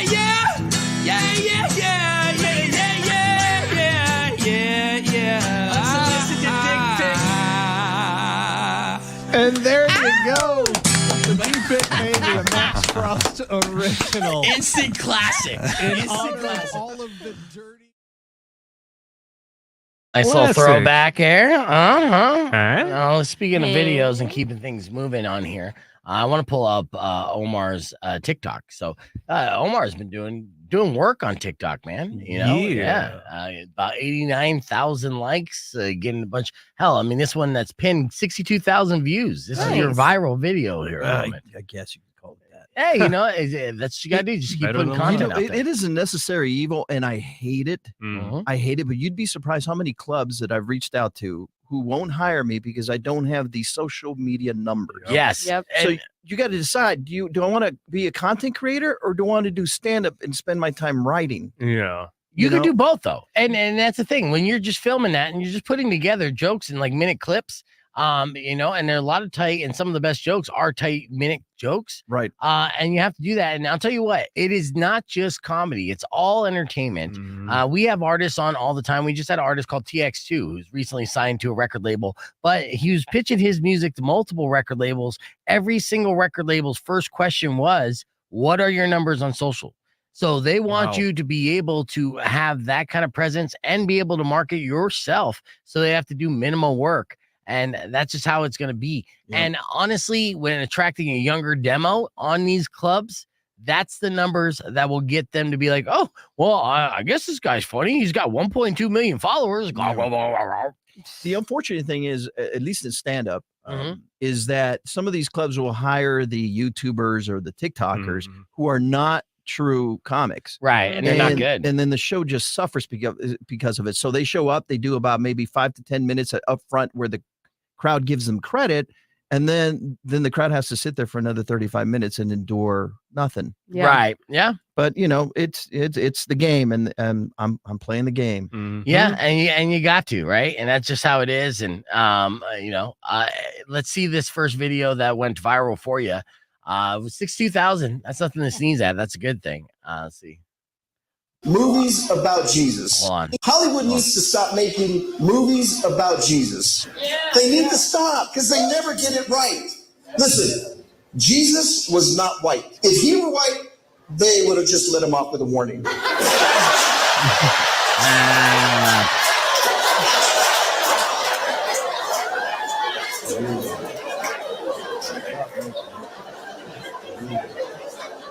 Hollywood needs to stop making movies about. And now you made that room pop. Where was this at? That was in Pine Top at a small casino. You couldn't even tell, dude. The roar of the crowd in that Pine Top crowd was amazing. It was beautiful. Every time I go out there, they fill that room, and it's so cool to be up there. And now it's a big kind of like banquet area. Yeah. And there's really nothing to do up in Pine Top. Yeah. So this is actually a Monday show. Wow. And they packed it. So you got people from the casino that come out, people from the town of Pine Top and neighboring towns that come out, and they always seem to fill my room. In fact, that particular performance, I remember getting off stage after 45 minutes, and I did my last bit, and they were shouting that one more joke. One more joke. So they were great. They were just encored absolutely you. Great. Nice. Yes, they did. I'd never been encored before, so I didn't go back and do another joke. Yeah. You're like, I don't know what to do here. Hey, I gave you everything. You come out and you like bust out a joke that you haven't worked on yet, and they're just like, no more jokes. More jokes. More? Yeah. All right. See, I learned from rock and roll, because I used to be in a rock and roll band. Okay, yeah. That doesn't surprise in me. my younger years with the long hair and everything. But I had always learned that you always leave them wanting more. So don't don't throw everything up there. You want them to want you to come back. So you either do the encore or you just hopefully they come back on your next appearance. Yeah, I practice the same thing in bed with my relationships. There you go. Works every time. I'm leaving you wanting more. Yep, always. I gave you my worst for a reason, baby. Yeah. All right. You'll come back. That's all I've got. Hey. What did you get prepared here this morning, Weirdo? Did you want to do confession session or music news? Could do music news. Okay, well, that's not too intriguing. I do have a story about a man torn over amazing sex with a toxic ex, or I just have headlines we could try to punch up, which should do a top 5. Or just these dating deal breakers that I found on Reddit that this guy has, and he's trying to figure out if they're too strict or not. Okay, you know what? Have you? I saw that too. Yeah, we'll run through a list of that. Okay. Here in just a couple minutes. I got this Dead Poet Society song playing right now. Let me hear a little bit of this.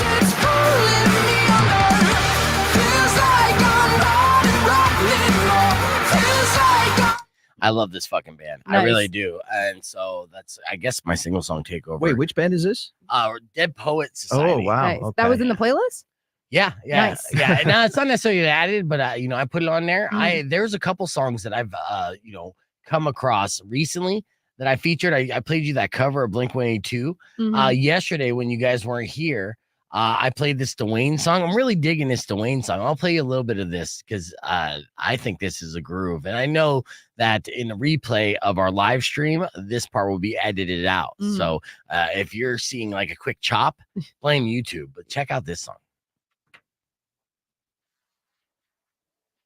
And you gotta nod your head like this, right?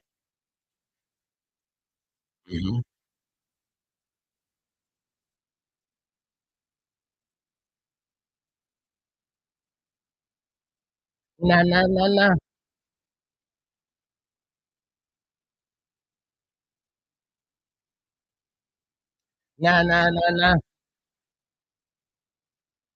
That's all I'm gonna give you. I love Portugal the Man. Yes, I love Portugal the Man too, but okay, yeah, maybe it's similar style. It sounds in a way. like I like it. It's a compliment. Dwayne is the name of the artist. Actually has a lot of different styles. And this one is featuring who's on this track with them. Oh, I don't know how, but they found me. That's another band. So it was a collaboration. Still fire. Yeah, wicked. Yeah, there's a couple more here while I'm on this kick. We got about a minute 23. Alex Sucks is a band that is a buzzworthy band that's getting played on alternative radio across the country.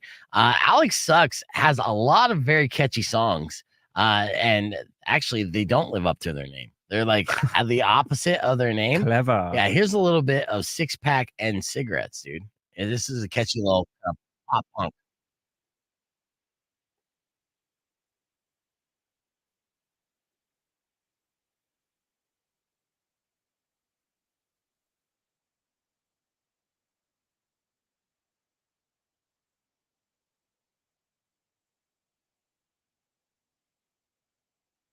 That's right.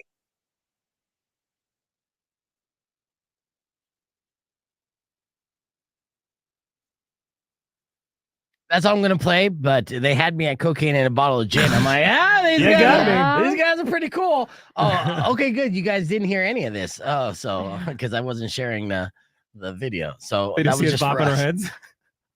This is Just great. Silence. Oh man, tune in every week to see us doing this. Sorry, You can't hear Alex. the music, sorry, everybody. But yeah, hey, at least I don't have to edit this video Yeah. afterwards, huh? Huh? Just us going like this. Yeah. All right, let's get on the air here. We got about 3 seconds.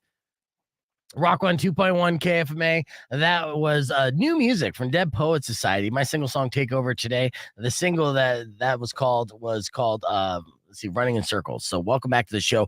Hanging out here, we got Rico, Weirdo, we got comedian Omar Tarango, and he's going to be one of our comedians that are performing this Friday night after the Tucson Roadrunners game. And shout out to Sean for just picking up a 4-pack of tickets so he could go to the game and the comedy show immediately after. Yeah. All right, now we have Weirdo. She came across something on Reddit. It was a list of deal breakers from a dude. Yes. A douchey dude? Yeah, maybe. Okay. Maybe we'll let everybody be the judge of it. It says, I'm a 29-year-old straight man who has been actively dating since I turned 18. And that time, I've met a wide array of women and have constructed a short deal breaker list to help me determine suitability early in the dating stage. Showed this to a friend and he said it was too strict and discriminatory. Right. So here's the list. Has cheated in a past relationship. Okay. Takes recreational drugs on a regular basis. Well, we'll do one at a time. I mean, is this a deal breaker? Has cheated in a past relationship. Do you consider that a deal breaker or no? We'll start with Rico. Yeah. Okay. I think Yeah. it's fair. Once a cheater, always a cheater. Omar? Sure. Oh, come on. I mean, that's how some people meet. Yeah. It's true. That is true. That is So, no, absolutely true. That's not a deal breaker. All right, yeah. And I would say that, people make mistakes and sometimes you don't know what the situation is. So Right. you could say they cheated in a past relationship, but maybe that relationship was loveless and abusive for a while. Wait, a guy wrote this? Yes, a guy wrote this. Oh my God. Yeah. I know. How picky is that? Yeah, I know. Well, You're already like, yep, too strict. First one off the bat. All right, second one, what's the next one? Takes recreational drugs on a regular basis. Nerd. Yeah. Yeah, It's pretty seriously. If nerdy. that's a deal breaker, you're super nerd. Yeah. Yeah. All right. Has an incurable sexually transmitted disease. Okay, that's Incurable. That's kind of Yeah. Yeah. You're kind of shy away from that one. Hey, Yeah, but that's weird. Like you showed up the first day being like, I need Hey. to see your medical history. yeah, you know what? That's the risk you take when you date. Yeah. Mhm. You don't know what they've got. Yeah, that's tough. Right. Yeah, but if you find out, I mean, how deep were you in it before? Is that okay? By the way, it's incurable. Yeah. And what you're talking about, herpes for sure, right? It's And hard. yeah. And there's been situations where I've had a girl like tell me that we were like kind of getting serious. And she's like, I got to tell you something before, this goes any further. I'm like, yeah, what's that? And she's like, I have an STD. And I'm like, oh, yeah, which STD? And I'm thinking, chlamydia, clap, whatever the case may be. And she's like, the one you joke about on your radio show all the time. And I'm like, oh, that's herpes. Yeah. Right. Yeah. Or HIV. At least right? she listens. Yeah. Yeah. She was a listener. And I was like, that's okay. Don't worry about that. We could be friends. And that's it. I didn't have sex with her. It's just how it is. It was a heads up. She's happily married, and has a kid and everything. So congratulations. But at least she gave the heads up. There Right. are psychopaths out there that will not give you the Very heads up. true. Right. Not good. Yeah. So that's an accurate deal breaker. What do you think, Rico? Sure. If the girl of your dreams, a woman of your dreams, a total Ooh. 10 out of 10. Ooh. Yeah, she's into all the weird internet stuff you're into as well. Uh-huh. And then she tells you she got the herpes. I would say, do you want more? Oh, okay. Okay. Oh, Wow. okay. Oh. You got a different number strain, huh? Okay. Let's just go for all of them. That way, none of them matter that much. You got to collect them all. Yeah, like Mhm. Pokemon. Mm-hmm. All right. What else? Give me another. Yeah, deal so breaker. this one, I will read it and you'll know it's not a deal breaker for me, but is currently in a situationship or has a friend with benefits. Do you think that's a deal breaker, Omar?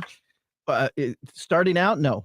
Right. Not starting out. I mean, you eventually hope that they get rid of the friends with benefits and stuff like that. But no, not complete deal. Because I mean, even a dude who's just dating probably has his side action going on anyway. Mhm. Yeah. So I mean, how do you expect that from the other partner?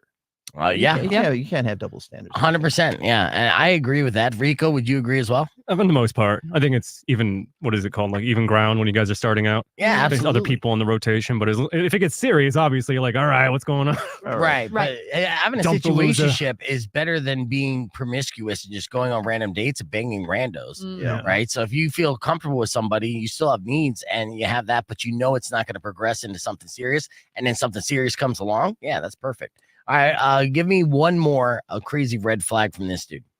Is a single mother to one or more children. I don't know why he had to say to one or more. Well, obviously you're a single mom. Yeah. So that one, my curiosity is, right, because we're all of at least a certain age of 30 or older. Like for women, like that window like there's not that many women that haven't had a child in the 30s. So like I have heard this one being a deal breaker, and I'm like, I mean, I guess. I'll tell you this, and you could tell he's still like a boy. Yeah. He's 29. But I was in a relationship where me having a daughter was essentially like a deal breaker. It just did not work because of that.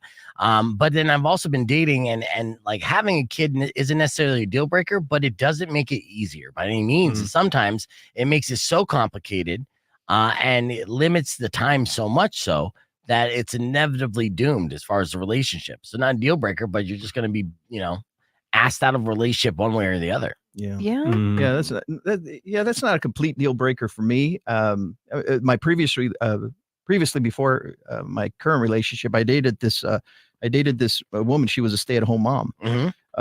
Her ankle monitor wouldn't let her leave the house. So, but not a complete deal breaker. No, it made cool noises. That sex was amazing. You always knew where she was. That's exactly right. I love this app. All right, we're continuing the conversation on the podcast broadcast. We're going to wrap things up with the beef tip with comedian Omar Tarango. Did I say that right? Tarango. Right after this, it's Rock on 2.1 KFMA. I was like, damn, I was almost a smooth exit. Damn it. Yeah. Give me two more of these deal breakers that he listed. And then I'll share this story about a guy who's torn over having amazing sex with a toxic ex because it kind of piggybacks on Omar's joke there. Yeah. Well, he's actually got three more. So has low standards of hygiene. That's a definite deal breaker. Is a sex worker, whether online or in person. That means OnlyFans, though. So, and I would say in this situation, in this day and age, that is not a deal breaker, especially if it's just solo nudes stuff. Well, first of all, then she's got money. Well, she can pay for herself. That's not always the case. I mean, the ones that make money are like the top 1%, but there's a lot of women on OnlyFans that aren't making money. Well, think about also the relationship aspect about being in one with somebody. You both have to be on very open communicative levels on that. Otherwise, she could be spending so much time working on her business aspect versus the relationship. I know. What were you going to say, Omar? Yep, deal breaker. Have open communication amount. Yeah. What were you going to say, Omar? No, it's just the well, where were we? Oh, we're talking about OnlyFans. Like the thing is, if you date, okay, so most of these guys get on these apps, OnlyFans, and they desire the women that are on there, right? And let's say that they do finally bag one of these women. All right, the danger you get into a relationship with that, if you ever need money, she's always going to suggest, why don't I just go back to OnlyFans? And she's going to see nothing wrong with it because you were okay with it at the beginning. What's the problem now? Right. And now you got to get, now you've got to let her know, oh, well, it's not proper it's now. A can of worms. relationship. So no, I don't like that. If you know that you're going to have a problem with it, then obviously it's going to, be a deal breaker. But if you're going into it openly, like not having a problem with it at first, and you have to continue to remind yourself that you don't have a problem with it as it progresses. I would say this, as far as a fun aspect of a relationship, if you're dating someone with OnlyFans, and to spice up your own love life, you be the cameraman, the role play, things like that. So tough. I mean, it's difficult for a lot, but I mean, honestly, if that was a situation, and it was kind of a situation I was looking for a minute. Cut me in. Yeah, I was just like, hey, I feel like I got a very creative eye, and I could totally benefit a situation like that. I've always been wanting to wear a pirate costume and do something crazy. The problem is with OnlyFans is it always progresses and evolves into hardcore porn, and usually in a very rapid pace. It starts with tasteful nudes, and then before you know it, it's multiple dudes, and that's just how it works with every single OnlyFans person we've come across. I mean, it pays. It pays well. Well, yeah. I mean, you gotta, if you want to get that extra like $20 from your subscriber. I consider that. I'm ashamed to admit this, but I considered getting an OnlyFans. But getting an OnlyFans, getting an account and getting an OnlyFans, getting an OnlyFans. And so here was my idea. And if anybody wants to take it out there, you can take it. Okay. Because I didn't do it. I think I did. Let me get my notepad out. Yeah. Okay. Here's the thing. So, because men are the stupid ones who subscribe to these things, correct? The high percentage are men. I thought that I could start posting content on OnlyFans and call it "Straight Guy for the Gay Eye."